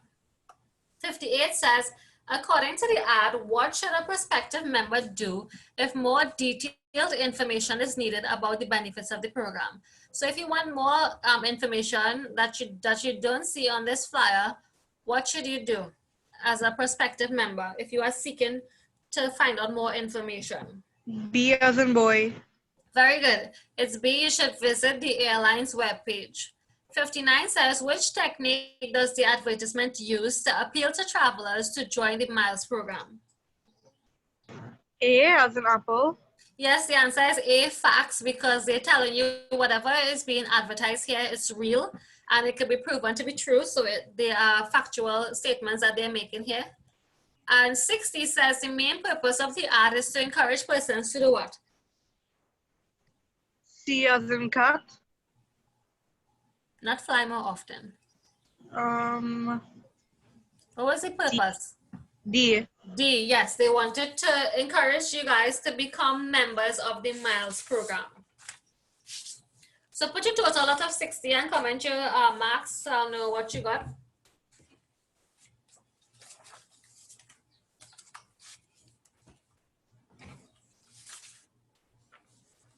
Very good, Joanne.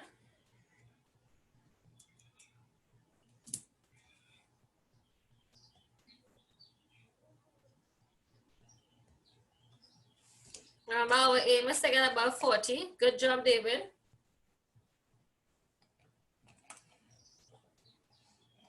And I hope you guys stayed within the hour-and-a-half time limit.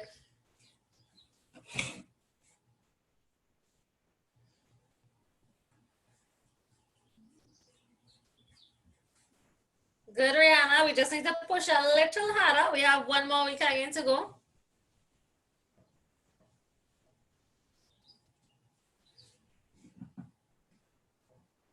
Very good. So everyone is passing. That's great. Jada and Anna, what did you guys get? Very good. Excellent job, Nirvana. Very good, Anna.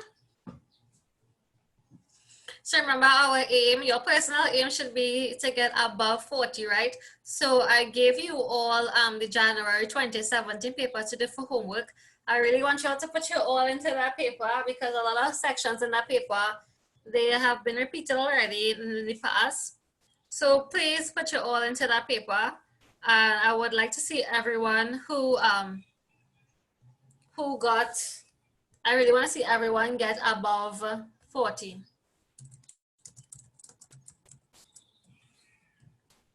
So do you guys have any questions? No, miss. No? Everyone understood what was done today in class? If you guys have any questions, remember that you could send an email or WhatsApp me during the week when you are completing your homework.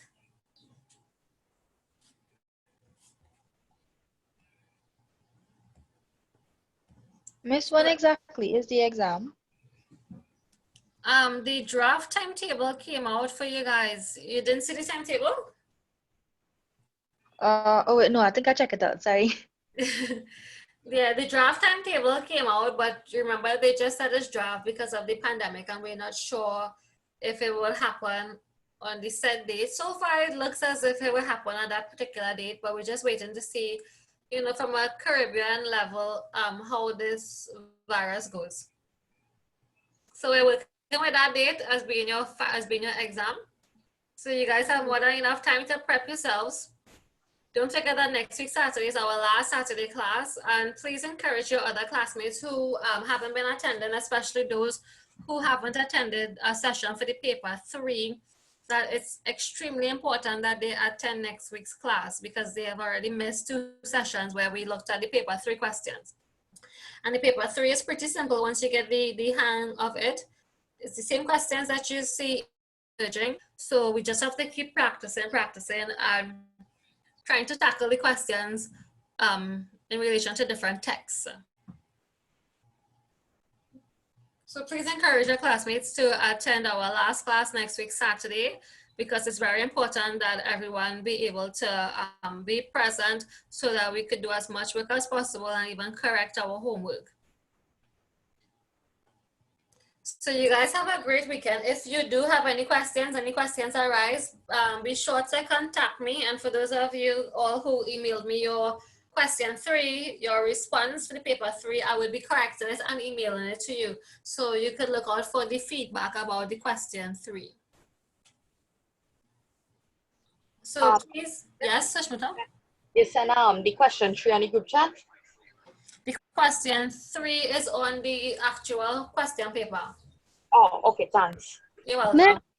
Concerning the additional classes, right? When that started?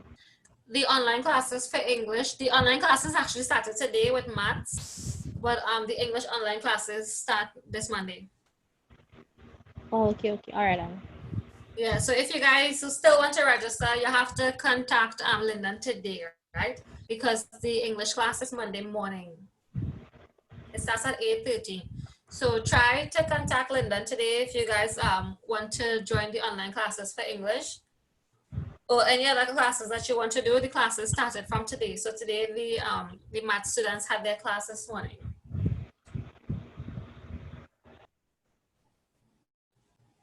Okay, no problem. Yeah. Do you guys have any more questions? No, miss. So you have a great week ahead. Use your time wisely. And we will resume for class next week, Saturday. Please be on time for class. Have a great week, everyone. You too, miss. Bye. Bye. Same to you, miss. Bye. Bye.